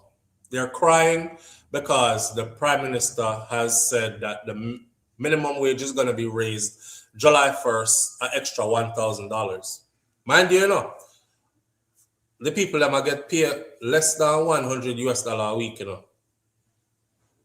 Hotel all-inclusive resorts are crying, and they're saying that they cannot pass this increase on to their customers. Like them would have said, is $100 a night for this room. So since we have to increase the pay we're going to give our employees, we can now charge $105 a night for these rooms and make back our money. They said they can't do that because of the recent hurricane, and the tourism sector took a hit. So they will have to foot the bill themselves this time. I want to say to them, nowhere in the world, well, I'll say it like this. You guys are making your money in US dollars, and you're making hundreds of millions in US dollars, and majority of your money does not stay in Jamaica. And the only reason you make that much is because of how little you actually pay the people who do all the work. Now, it's super unfair to think that somebody who lives in a country like Jamaica, you do business there, you know what cost of living is in Jamaica. You expect people to survive and feed family and transportation to and from work and take care of themselves on less than $100 per 40 hours work week. The only way your margin is so big of profits that you make out of that island is because of how you pay the people that do all the work there. You can absolutely afford to foot that bill, to increase those salaries of those people who work in your tourism industry in Jamaica. Nobody should be working 40 hours a week for under $100 a week. Nobody. Not in a country like Jamaica. Things are expensive as hell in Jamaica, man. And live on the air with SouFLo, good morning. My brother. Morning, family, wagwan. All right. Talk to me now. Everything good with you? Yes, man. All right, congratulations on the newborn audience. I don't want you to feel like I think, and I didn't do anything. I was just going some things and, emotional wise and other. Trying to do better. I'm working on something as I'm speaking. Thank you all for your help and your assistance. Yes, I agree with what the lady said. even though I'm up on your side, just be patient with her emotions and a lot of things high in the air right now, more than you think. For sure, for sure. Even what she said to you, it's more than that. See, See what I'm saying? Yeah, my brother. Yeah. And I appreciate everything that you do for my brother. I appreciate it a lot. Manners and respect, bro. You understand me? Manners and respect. And just take your time. Definitely. Life is good. Yes. All right. All right. Audience, thank you again. I'm just calling to let you all know that I'm still around. Oh, and I'm free of everything. They drop everything, even the restraining order, the judge dropped it. Wow. Never bearing a weight. Wow. Yeah. So I'm just slowly building up now so I can have them around me. Earlier, I had to cut off the weight name because those are things, like I said, you're my big brother. And seeing you with your family and stuff, it kind of crushed me. It brings tears to my eyes when I was telling a lie. I had to cut off. I had to come off. Fall back a little. Yeah, I had to stop watching you. I'm going to be straight up with you. I had to just turn away. Yeah. Because there's moments like that I truly miss. Yeah. You know what I'm saying? I get it, bro. I get it. Yeah. No hard feelings. I absolutely get it. I appreciate it, man. Yeah, for sure. All right. But you need to check in with them, man, from time to time, so we know say do good, and if we can help in any way, we'll do that too. Because sometimes when you don't check in and we're like, well, you know, like, okay, so not to speak negatively or put anything negative in the universe, but that story that I covered a couple of days ago about the Jamaican man where run down him wife and gun her down in the street, him ex-wife, and then left the kids in the house, but did kill the parents, both parents. My mind run cross, you know. And I didn't know what area it was in, so I was like, God, please don't make this be him. That's the first thing I thought was, please, God, don't make this be him. And no. Yes, so I'm glad to hear you. I'm glad to hear your voice, and yeah, you stay away because you have to do what's right for your spirit, and you got to do what's right for your growth and development. You know what I'm saying? I totally understand. There's no issues, but that's why I know say you're okay. Yeah, because a couple of times I went by my daughter's school, and the principal kind of restrained me, so I had to go to the court because even after they dropped the thing, she was there and heard what the judge said. She still had the paperwork in the school. And when I saw the two cops and I saw a whole bunch of school teachers just standing there and I'm like, hold on. Because I used to do security, so I know when they boxed you in and I know certain setup and stuff like that. Yeah. So I'm like, I said, you know what, baby girl? Daddy is gonna cut lunchtime short, okay? You go back and have a wonderful time with your friend. You will see that it's sometime soon again. All right? And I had to cut my visitation short because I didn't even get to see her how I want to see her because everybody was standing over me. And the principal let me know that she still had the paperwork in school stating that I'm not supposed to see the kid and I'm a high risk of taking my kid away. I had to go back to the court and get a paperwork and submit it back to the school to show them that I am relieved of everything. I am legally in my rights to see my daughter. You know the funny thing about this, my brother, I can't understand. You married in such a short time. You brought this man in my home such a short period of time. And I am a wicked now? Boy, yeah. I protect my kids more than how you protect them. Even when I'm tired, I still paid attention to them. Yeah. More than when you at home sleeping. And when I asked you what's going on and stuff like that, that's how the first time we found out that my son was on the street, you know. She was home and I called home to check on him. I said, where him is? And she said, he's sleeping, he's sitting down in the couch. I said, call him, let me talk to him. She found out he opened the door and went outside. Wasn't even in the house. Wasn't even in the house. And that's only one time. I'm just telling you. And she wouldn't have realized that till you called. She wouldn't. And I was very adamant about it. you know, but I'm just saying certain things to show you where my kids is concerned. But you know what? Eventually life will turn around, my brother. Absolutely. Like I said, I got relief, and I'm looking into some companies. They you know, kind of have some little sticky situation. They're questioning, you know, what was pending before and stuff like that. Right. So, you know, I'm just waiting for them. That's why I'm just like bouncing around. I still haven't had somewhere to call home. That's why I can't even touch the visiting part where my kids is concerned. But I'm working on that. All right. You know what I'm saying? Listen. All right. All right. Hit me offline again. The last time I told you hit me offline, brother, you gave me some info that don't work. No, what happened is homegirl was kind of having a hissy fit. I didn't want you all to start engaging and putting your things there, and I didn't receive it.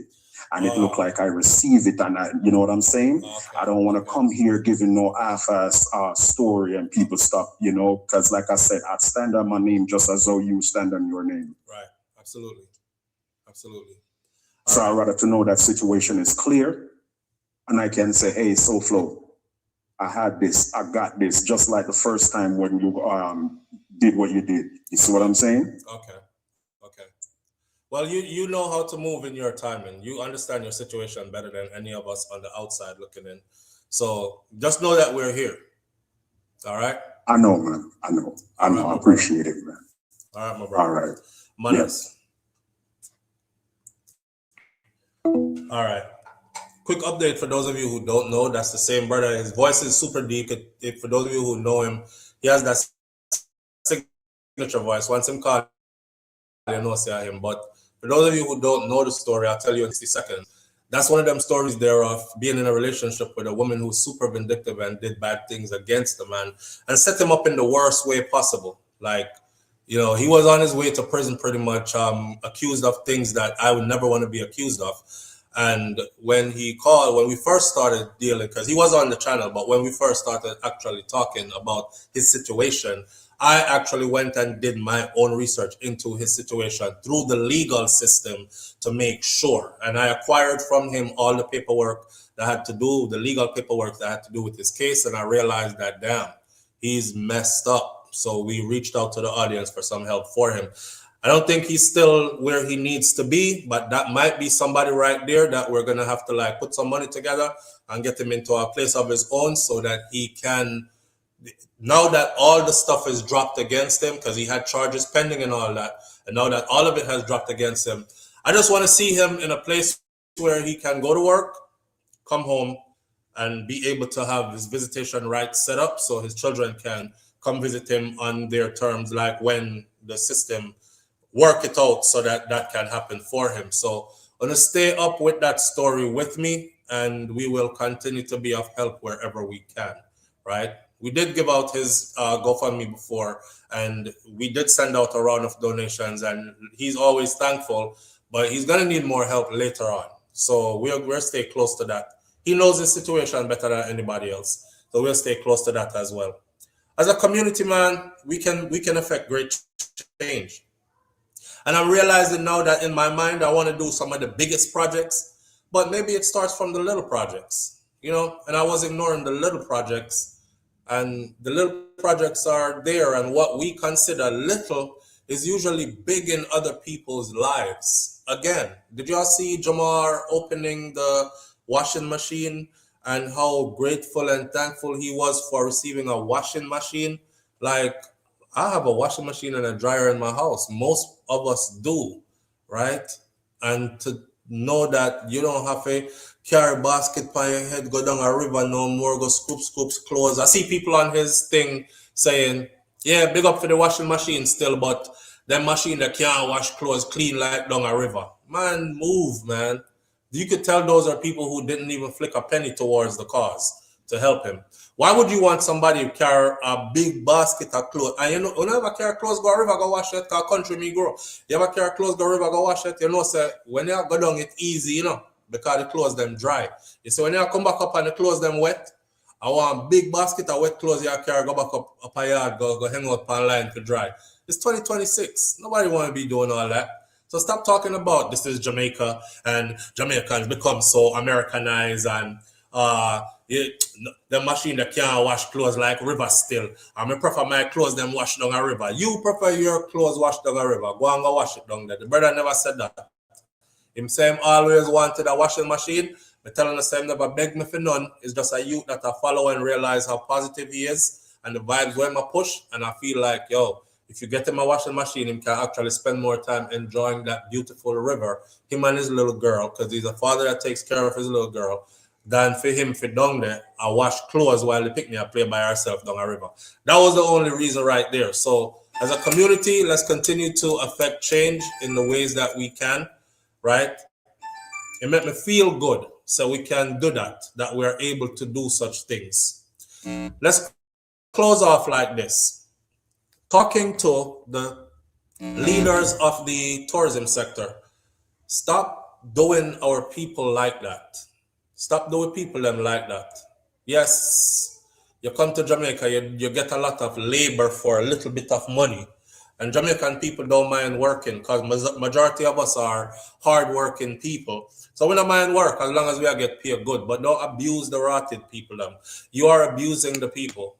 And that's the reason why the Prime Minister said minimum wage is going to be raised to a certain amount. And now you're crying, talking about we can't pass this on to our customers because we got hit by the hurricane too. We're just going to have to foot this bill. Well, foot the bill. Foot the bill. If you pay the people better, the service will be even more better. And it still works out in your favor. All right. With that said, we're going to leave it right here this morning. Manners and respect to each and every one of you tuning in. Shout out to those of you whose names are in green. Extra special shout out to Uno whose names are in green. Shout out to the people whose names are not in green because they're somewhere where they can't get this to have their names in green. But them jumping into with them cash up and them whatever when it's time to do any project and help anybody. Big up to them. Y'all don't make me look good. Uno make Uno look good. You make this platform look good. Somebody said the other day, big up SouFLo. You're a real G because you do this. Did you see my comment? My comment was, it's not me. It's them. It's this audience. So keep it like that. And we will continue to help wherever we can. All right? Put some good works out in the universe so good things come back to us. We are so a good seed of karma. So good things come back to us. And we don't expect nothing in return. We're just doing good. Have a wonderful weekend, y'all. Enjoy yourself. Surround yourself with people that love you and with people that you love and uplift your vibrations. If you can't, because you don't have that around you, it's okay to be alone. But stay by yourself. Yeah, don't disturb your meds. Stay by yourself and learn to love you. If you don't love you, you can't ever possibly love anybody else. So love you first. All right? With that said, my granny Miss Ruby said, be good.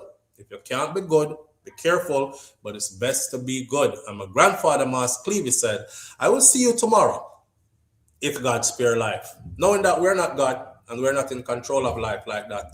All right? We have to hope and pray that we're in the Most High's grace and blessings to be blessed with tomorrow. And if we are, we'll meet again on another video. Walk good.